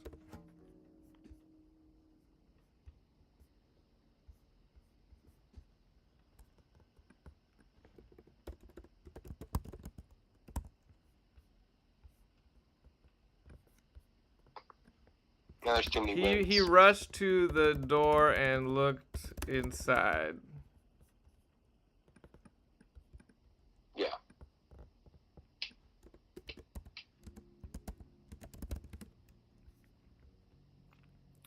Okay, I think we fixed it. Yeah. Gum had to think quick, and that was what he did best. That's what he was best at. Okay, if you say so. I mean, in his death, he put together the whole thing. Yeah, it's true. He That's he true. unloaded 8 rounds from his custom revolver into the goon's back. Bittersweet. Sweet. Oh yeah. I had hoped to squeeze a bit of information out of him, but at least the dame is safe. Looks like I still got my work cut out for me. But while by all appearances, this was the second act stinger, Gum couldn't shake the feeling that he was standing right in the middle of the third act finale. As the body dropped to the I think ground, we just take out the butt at the beginning of that. While, by all appearances. Yeah, perfect, yeah. While by all appearances, this was the second act stinger, Gum couldn't shake the feeling that he was standing right in the middle of the third act finale. Yeah, that's definitely better. As the body dropped to the ground, the smoke from his barrel rose slowly, as if unsure if it was really over. A second plume of smoke caught the detective's eye. A second revolver in the hands of Natalia Notakiller, and it was pointed at him. His eyes strayed to the desk behind her. A stack of blue paper lay on the surface. Still reeling with realization, Gum Shoebert fell to his knees. Something was brimming in his mind. Notakiller. He knew that name, didn't he? That's right. Joseph Notakiller. His first big case. Notakiller had spent the rest of his life behind bars. Looking into Natalia's cold eyes, he could see the resemblance. And it all finally made sense. The notes, the goons, the smoking revolver. This dame was out for blood. His blood. Case closed. I put case closed in italics for you to say it in his voice. Very good. Case closed. Skipper waited outside the apartment for hours before finally heading home, unsure if he'd ever receive that call for when he was needed for another exciting case. Perfect. It's unnecessary, but I wanted to know what. No, I like it. I didn't think to come back to Skipper, but yeah, I'm glad he's still out there waiting. That really that turned out better than I thought it would, actually. No, it was great. That was so good, honestly. I enjoyed that immensely. We need to do more genre work. Yeah. Man, we're great at noir. Kinda. All right. Well. Yep. Everyone, listeners, Blue Moon. Shout out to Blue Moon. Shout out to Blue Moon Kraken for sticking through another stream. If he's still here. Oh yeah, you know it. You know it. He even got his own blue line in here. Hell yeah. Well, it's been fun. It's been great. We'll do this again next week. We'll talk about it later, but I'm thinking, like, if we could, Wednesday. Okay. Wednesday would be best for me, but we'll figure it out. All right, sounds good. This went perfectly. This was a great way to come back to it. Coming back strong, swinging for the fences. Another chaotic, insane stream. Shout out to Blue Moon Kraken. Blue Moon Kraken for all his Blue Moon Kraken ideas. We couldn't do without him. Signing off. All right. Bye, guys. Have a good one. Peace. Peace.